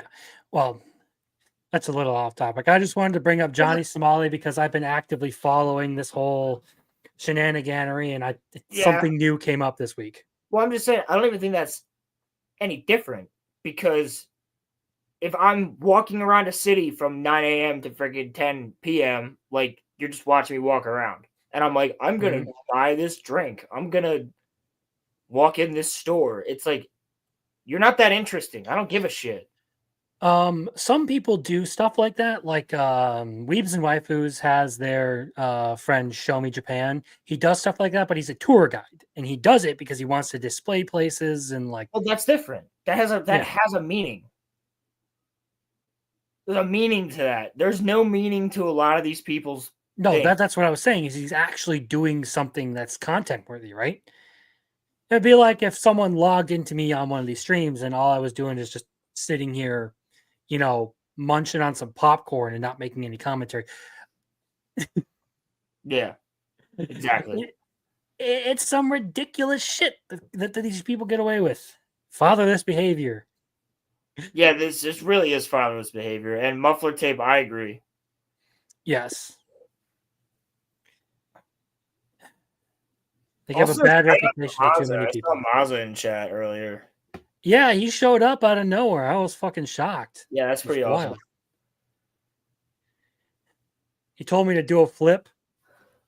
Do a flip. Hermes, don't do a flip. So we do have a couple of things to talk about, and there's some like artistic stuff to go over. But are you familiar with What a Guy? He's a psychopath on the loose too. Yeah, there's plenty of them. Johnny Somali is just the most high profile of them. I don't want to watch that guy because I don't want to give him a view. I will watch him vicariously through other streamers or other YouTubers. Just like it's a Gundam. Like I have never once watched Johnny Somali, but it's a Gundam. Neither have I. And it's Gundam does God's work. It's like you guys don't want to watch The Acolyte, but I watched it for you. Like it's the same thing. Don't give it a view. Just watch it through me. Same with Rings of Power. Fuck that. I'll watch shit so you don't have to do it. Right. Oh, hey, Readout Productions. Yeah, Sony does. They suck ass. I talked about that. Sony's been in a shit company for so long. They're trying to buy Katakawa, which is like one of the biggest like holders of like anime and manga IPs. Yep. Yeah, I talked about that. Censorship and gray fucking corporate slop coming from them. Could be slightly worse if it were Disney, because then everything would just get locked in anime purgatory and never be seen. But well, you know what? You actually just brought up a good point. Because last season of Bleach got censored quite a bit. This season has not been. This season, everything is pretty accurate to the manga, and they're actually adding more. But last season, there's a lot of censorship. So it's weird. It's weird because it's still under the same banner of Disney at the end of the day. But it's strangely not as censored. I feel like they actually heard us on that one. I feel like Bleach might be like jumping from like platform to platform by core, seeing as how it performs, and especially because it's a very popular.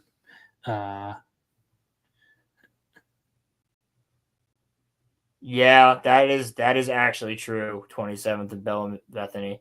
That's true. I forgot about that. I didn't know about that. Yeah, Sony Music did that. Even just this year, like Sony has proven that they're a problem, like the Stellar Blade censorship. And there's also the Helldivers controversy, which if you're not familiar with that, there's plenty covered. In classic anime. But, I also have to invest it in... Oh, yeah, I forgot. The Readout Productions has a lot of history stuff. That's actually... I'm from Pennsylvania. Authenticity of my 11th Pennsylvania Regiment uniform, huh? Yeah, Readout. I'm sure you've been there, but Gettysburg has some great spots. Take pictures if you ever want to wear that uniform. To sort of loop back to some anime stuff, and what I was going to bring up is this is something that I covered a bit of something like this, like anime and manga moving into like classic literature and stuff, or like history and stuff. So Anne Shirley, the novel Anne of Green Gables is getting adapted into an anime Oh, in this style. So it'll be kind of interesting because there have been a lot of talks about like adapting certain historical things like Julius Caesar, Winston Churchill, like their stories into manga and stuff. That was something that they were going to push. wait, what was the one that had Hitler in it? That was Petals of Reincarnation. It had reincarnated Shota Hitler. Hitler, yeah. Okay. We'll get into some weirder stuff like that in just a bit, but I thought this was interesting. I wanted to show it because I do kind of like the art style to it. Looks But good. I'm curious to see how it's going to play out. Like right here in the comments, someone's talking about how like the guy producing this is very good at what he does. That gives me some confidence that maybe this will be a good show. But who knows how things are going to change from like a classic book into anime. I will tell you one thing though. There is a bit of an interesting situation where we're talking about adapting things. So if you're unfamiliar with this series,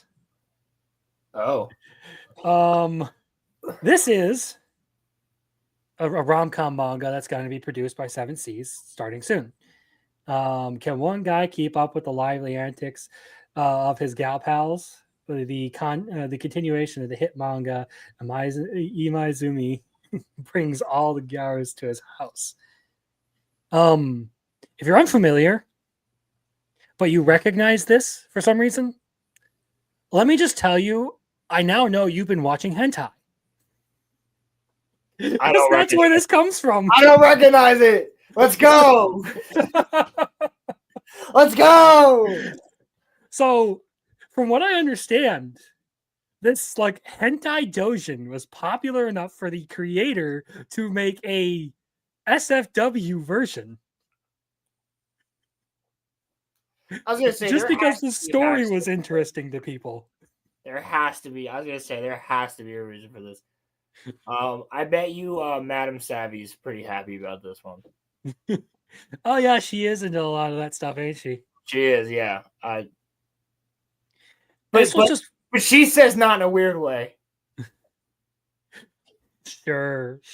Yeah, you're drawing Kylo Ren and General Hux doing things to each other, but you're not into it in a weird way. It's just art. She's a fucking Fujo, she? Yeah. Yeah, no, she had to explain that term to Gary. What a Fujo she is? Yes. Oh, that's why I missed that. Oh, I need to see that conversation. Go back on the Friday Night Tights. I'm sure you can find it as a clip. It's her explaining Fujoshi to Gary. Yeah, basically, I like to draw two dudes fucking. Yeah. I can imagine his reaction right now. Just what? Dude, and Ryan. Ryan was there too. It was perfect. It was great. Oh no, yeah, that's gotta be fucking funny. But yeah, I mean, this one was just too funny for me to pass up. Like, I had to talk about this tonight. Like, a hentai story becomes so popular, it gets an SFW version that's officially published by Seven Seas and being shipped over to the United States. That's actually, I mean, the story must be pretty good. Like, I don't know what else to say. It has to be pretty okay. Like, so I did some research the other night. And effectively, the story is the blonde-haired chick here actually has a crush on this dude who is basically just like rejected by his whole family. But he's allowed to have 6 girls over? Okay. That doesn't happen. Well, they all just start using his place as like a hangout because they don't. Yeah, but his parents are cool with it. His parents are like, yeah, you could have 4 girls. Well, he lives on his own. Oh. Yeah. Oh, well, because he's not considered very manly. Is he gay? Definitely not. Well, I had to ask. Like, you got 4 girls over. You're not doing anything about it.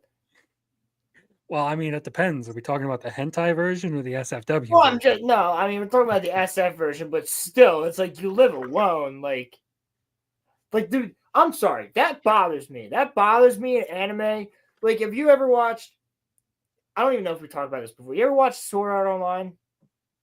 No. All right. Well, season 1, there's a scene where him and Asuna are like boyfriend and girlfriend in SAO. They buy a house together. He's like 17 or 16. She's 16. And she wants to make out with him, and he doesn't do it. And I'm like, what? Bro, what 16-year-old would say no to that? Because I was watching it at 14. I was like, yeah, like. But it's like, I get it. It's a huge difference in culture. They're not going to show it, but it's like, dude, we're on season fucking 5 or 6 now, and they still haven't even actually legitimately kissed in the entire story. These motherfuckers are like 19, 20 at this point. Well, yeah, that is like the entire like cultural difference between. I get it, but like there's a lot. But then you have freaking Chainsaw Man, where the only reason that Denji doesn't get anything is because he gets his ass kicked every time. It's like, I mean, have you read those latest chapters? you know where I'm at. I've been giving it a couple weeks so I can read them all back to back to back. Okay. But that's one of the things that doesn't translate for like Western audiences, I would say, is because like if you have a girl, very reserved nature of Japanese romance and dating it's life. usually, yes. but it's usually the guy, because it's usually the girl doing the first move of like, all right, give me a kiss on the cheek, or well, like, that is largely because that has become like a huge trope for Japanese media, particularly with like rom-coms and isekais, is like the loner character, right? Well, I get that, but there's got to be a point where it's like Love is War, I understand, because that's the whole point of it. Because he's about to kiss her, and then he's like, but, oh shit, fuck. If I kiss her first, then this changes the entire trajectory of the war. Like, no, I get that. I remember that Chainsaw Man is being a fan of power and questioning all the people fawning over Makima. Yeah, Makina, legitimately one of the most vile villains in all of anime and manga. Yeah, but all of those... See, I understand if you got a thing for Rize. Okay, I get you. Mm-hmm. I get you. I understand, guys. But if you got a thing for Makima, you should probably look inward. Just a little bit. You probably got mommy issues, okay? Yeah, well, not even just that. You should probably look inward. Because one of these days you're going to find yourself strapped to a table with a dominatrix's heel on your nuts. Like, it's going to happen. I didn't need that image in my head. Thank you very much. It's going to happen, though. Like, and you know, just to purge that, we're going to move into like the last little thing I do want to bring up. Sorry, dude. So I'm only going to show this briefly because I don't know how long YouTube will allow me to have it up. It isn't terrible, but this artwork got posted. Okay. YouTube shouldn't have a problem with that. They allow naked yoga. Huh. So anyway, so that person is a Japanese artist. Okay. And they drew this character just while they were watching a stream or whatever. And that got them death threats. Read out Productions. Wait, that got them death threats? Yeah. Because apparently the character they drew was sexually assaulted. And people on the internet were like, how dare you draw this of her? She was sexually assaulted and all this. And they started sending like death threats and all that. And it's a common theme on the internet now where people treat fictional characters better than real people. Dude, that's a common theme in reality. Like That's you want to sit here and talk about the disrespect for a non-real character while you're sitting here talking about killing someone over artwork. yeah, and you know what? Honestly, I hate to say it this way, but there's a fucking suicide forest in Japan. Like that's sad. Mm-hmm. That's horribly sad, and there's a reason for that. Unfortunately, there's a reason that that place exists. Like, and it really is. From what I've read about it, it's a lot of men. Like, you gotta stop with the death threats, man. You could send somebody there. Like, just love Well, people. again, we're looping back to the fatherless behavior thing. You have a bunch of people who have never actually felt discipline in their life, Yeah, feeling like they can get away with just about whatever the fuck they want.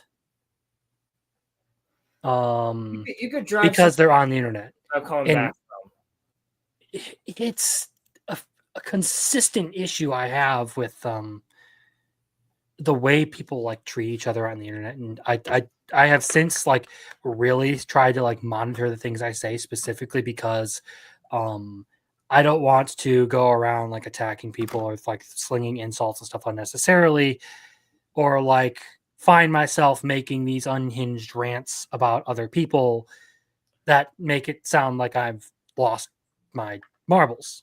See, I feel that, but at the same time, there is the 2009 gamer in me that wants to just call you every single slur under the book, but I don't. But it's like it gets to that point where like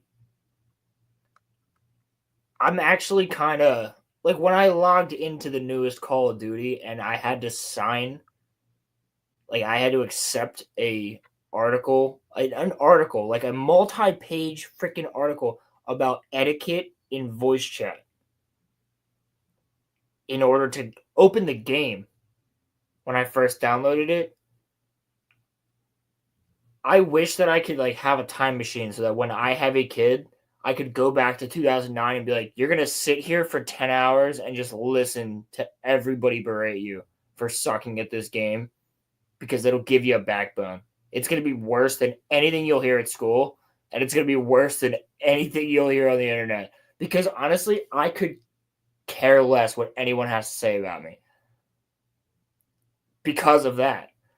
But we're so coddled. We're so coddled in this current state that, and it's sad. It really is, because it drives people towards this because they haven't, or it drives people towards depression or whatever it is. It's there's a difference between just like having thin skin and people brigading you and like telling you to like off yourself and Yeah, and there's like saying that someone should kill you because you drew something they didn't like. There's a huge difference. So it's not like I agree. I've been through the modern warfare stuff. I used to get message calling me like dumb N-word, you, dude, my mom used to you do a lot of F-word, things, when I was KYS, you dumb effing. well, Yeah, not even all not that even stuff that, simply apparently, because like, I got a fucking kill streak in the game. yeah, and apparently, like my mom did a lot of things with a lot of different guys that I don't know about, but that's that's just because they told me, but like I like at the same time, you're right, and there is a line that's crossed where I believe there should be like government interference. Like if there's somebody like this, unfortunately, I'm gonna bring this up as an example. People were actually sending death threats in writing, like in mail, because somebody tracked them down to Star Wars Theory's family, like extended family, like his parents, his ex-girlfriend, his ex-fiance. Like It's one thing to yell at, like I like when it comes to the COD stuff. It's one thing to yell at someone like angrily or to like disagree exactly. with someone. But I feel like the moment you start actually like saying like someone needs to kill this mother, you should be held criminally responsible for that. Yeah, because that is legitimately a call for violence. Well, if I said that to somebody in the middle of the grocery store, I'm getting a police called on me. Yeah. And at the same time too, like, dude, you can say whatever you want to me. I'm strapped. I'm ready to go. Like, if you want to start some shit with me, cool, because I know you'll never even find me. And if you do, there'll be hell to pay. But it's if you were to come at somebody who has nothing to do with me, but when you start with family, when people actually track down your family members somehow, when they start to get into like your job, when they start to get into your real life, they want to ruin your livelihood. Like, that's fatherless behavior. That's sick. That's sick and twisted.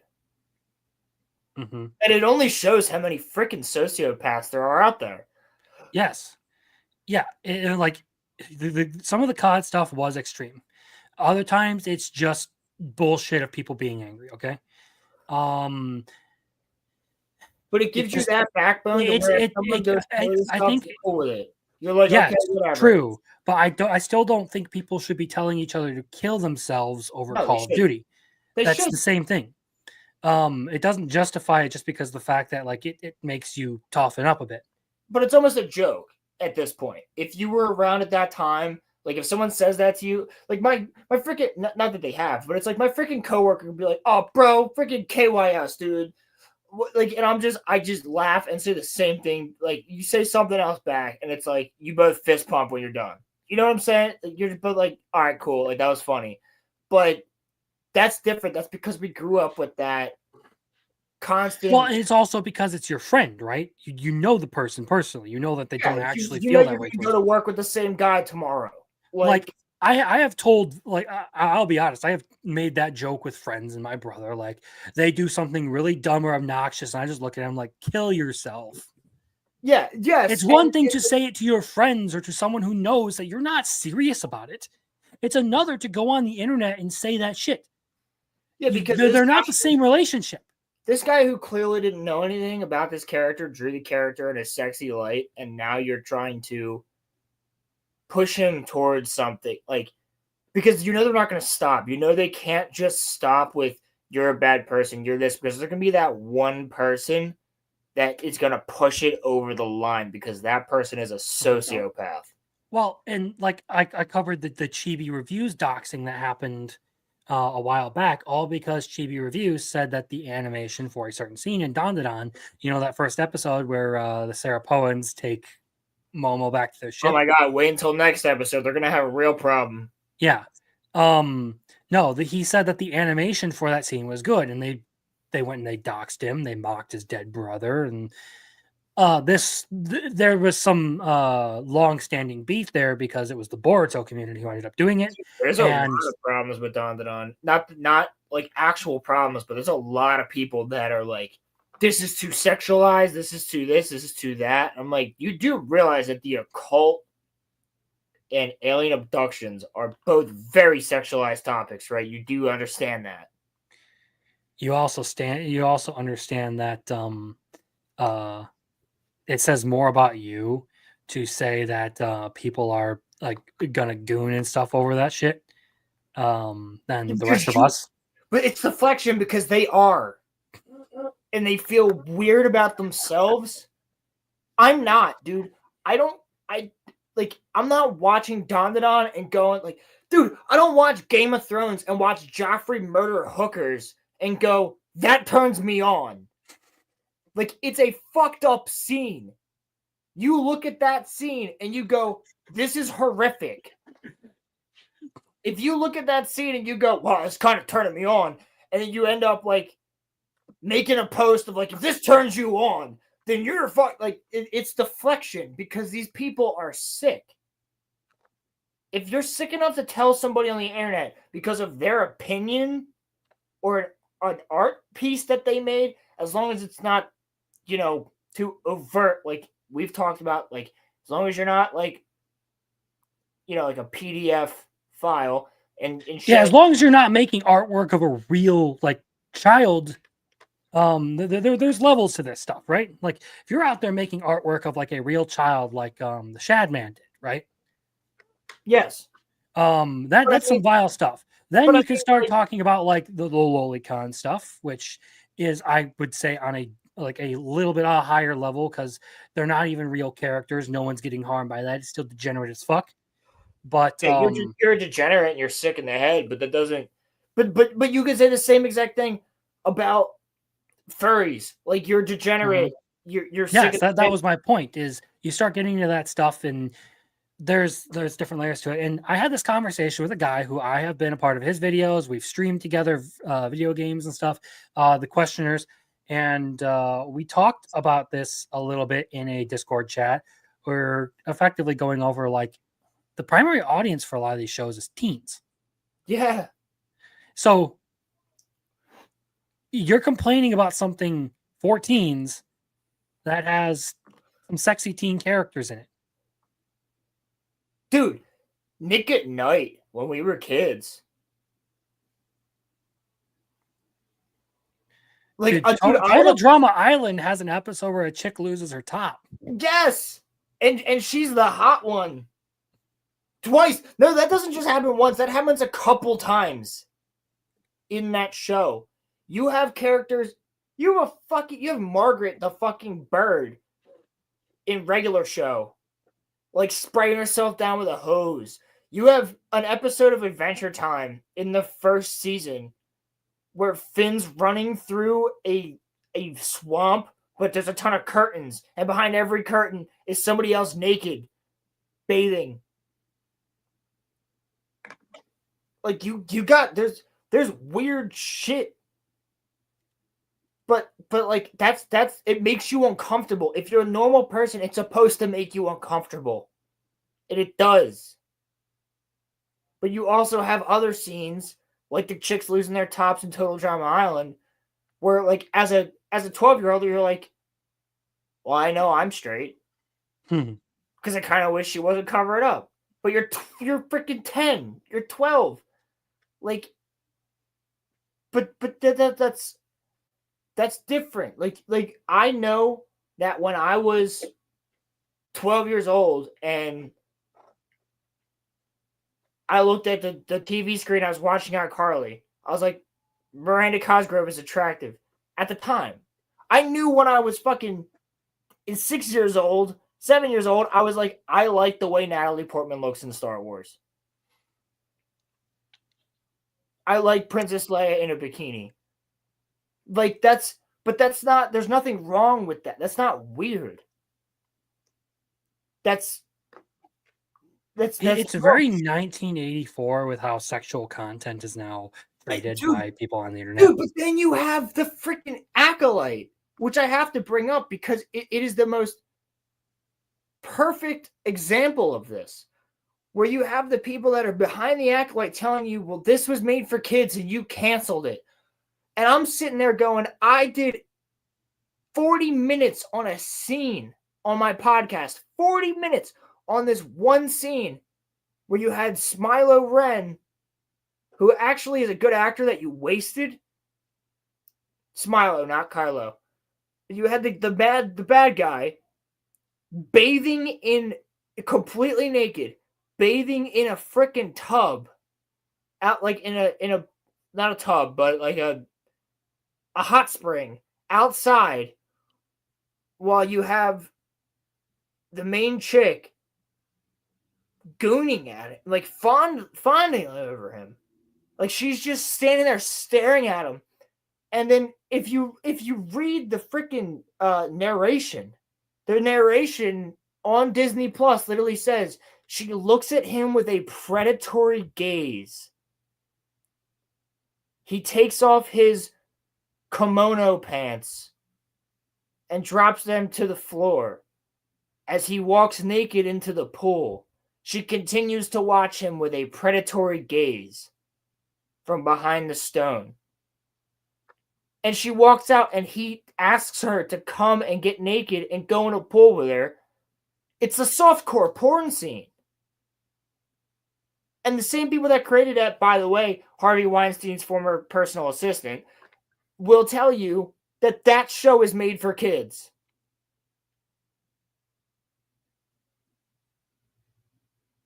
But we're going to attack a guy because he drew a character he probably doesn't even know in a sexual light. But that shit's fine. Yeah. It's absolute insanity the way people behave towards some of this stuff. And like I said, there are levels to it. There are ways to interpret it. A lot of people just react to it because, like, even the word, the PDF file word, okay? A lot of people associate that with a lot of things that it isn't. That is a word that should be legitimately reserved for someone who touches prepubescent kids, okay? Well, and you know what? That hits. Like, I hate that because it hits close to home because I have a family member that was affected by that thing. Yeah, but my point is people now like associate it with just like say like the Dr. Disrespect stuff of like getting like, or sorry, not Dr. Disrespect stuff of just like getting somewhat involved with like a 17-year-old, okay? That is still technically illegal. Like there's issues with that. But it is not the same as no, it's nowhere the close. other thing that I mentioned earlier. It is literally nowhere close. Yes. And it's on the line, but it's not even close at the same time. And I'm not defending it whatsoever, but there is horribly worse things. And it has affected my family for a long time, so I understand it. But at the same time as that, you also have like I mean, it's the same exact thing as people calling us the anti-Jewish word from World War II. It's like and you know what? I've built up a thick skin ever since I did a history thing in middle school where I'm like very German. I've been called that word as a joke, but it's like at first it fucking hurt, and then I was like, I don't fucking care because I'm not. I'm clearly not. Like, I'm sitting next to my best friend here who is like a freaking straight up guy from Africa. Like, I don't give a shit. But it's like at first it hurt me because I'm like fucking 11, 12 years old. And I'm like, why are you calling me this? You know, but it's like, it's whatever. Like, it's, but that's different when you're actually like someone's making artwork like this gentleman did.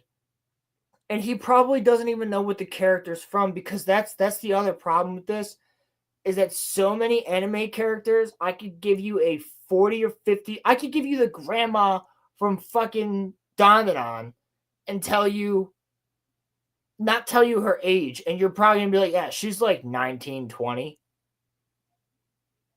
You know what I mean?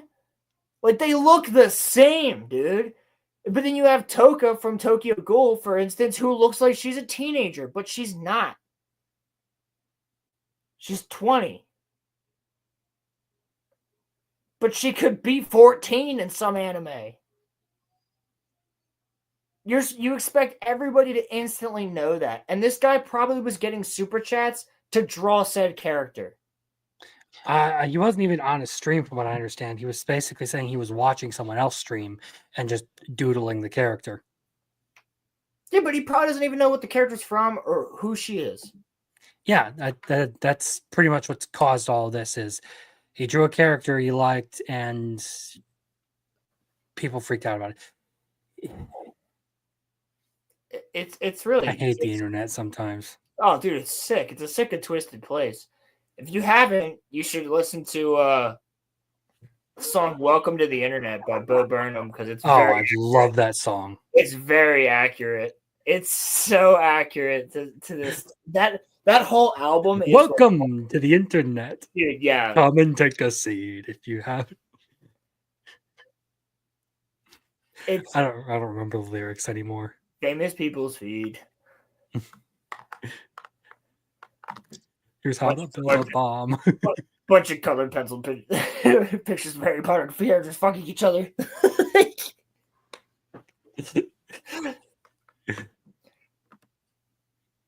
A random man sent you, or kindly sent you photos of his cock.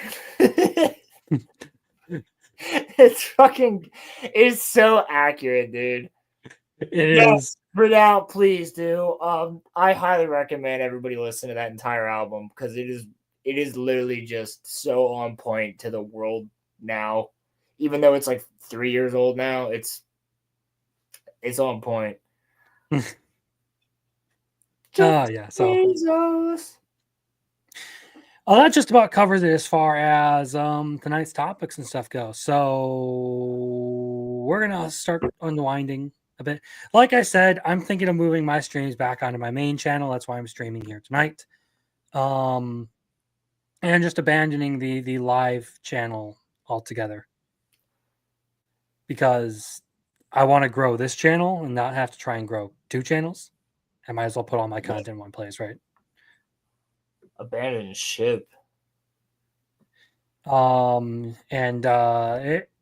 Crimson Law is the most important place where you can find me if you want to see me scream into the void for whatever reason. I'm Crimson Lawson on Twitter. Rolo, do you got anything to shill? Yeah, actually, I just made a really chill edit. So if you guys follow Rolo_films on Instagram and also like TikTok, I don't go on TikTok, okay? I gotta make that clear. I use it as a platform because it just sends everybody straight to my edit page anyway. So what I do is I make the edit, I post it. So this one is a mashup of 90s anime and the anime that's I forget what it is. It's like a love story where they keep meeting at the park. It's really good animation. But I also took a song from what is it? I'm so sorry. Give me 1 second. I just have to look at it myself. Yes. So the song is called Shut Up My Mom's Calling, which is a great name for a song, by Hotel Ugly, but it's the sped up version, and I made an anime edit to it on Rolo_films on Instagram. It's my regular Rolo Films profile picture. So you'll know when you see it, it's just completely up there. All my edits are up there. But I had a lot of fun making that one. So if somebody could go and just give that a like or go and check out, that'd be great. I have a Star Wars one that I'm working on right now that's coming out hopefully in the next week or 2. But that one's going to be really cool too because it's going to be all 6 movies in a minute. So that's all of them are like a minute or like a minute 10. But I do have a Glassy Sky one. And the Glassy Sky one is done very well for me. So if you like Tokyo Ghoul, or even if you like the song Glassy Sky, a lot of people love that one. But I got Chainsaw Man up there. I got Akira. I got Naruto, Attack on Titan. I mean, anything from lo-fi to rap to... I have a freaking Slipknot one with Darth Vader. So, ton of stuff on there. I don't know if I'll be doing a Rolo Rumcast this week. I'll have to look into that. But if I don't, I will see you guys next week. But I'll also be, on the show next Saturday night. Hopefully, I'm pretty sure I can make it. I don't see why I couldn't. So we'll figure everything out. And other than that, yeah, if you could go and at least give a subscribe or a like to the Rolo_films on Instagram, that'd be awesome. Yeah. So yeah, go check out all those things this week. Like I said, Fictionology with Hero Darky Dark on Wednesday. Monday we'll be doing that EPAP session, I believe, to go over some Freerin and Tolkien stuff at the same time because they're relevant to the same video. Hell yeah. Otherwise, probably the normal video productions I do of my anime recap stuff from the beginning of the show. We'll go live as a video Monday, and my initial impressions segments will go Wednesday. And I'm going to try and get back into doing video essays for Fridays. I kind of missed doing that because I procrastinated. So yeah, that's where we're at. Thanks for joining us. I appreciate all of you, lovely people. And now it's time to sing us out.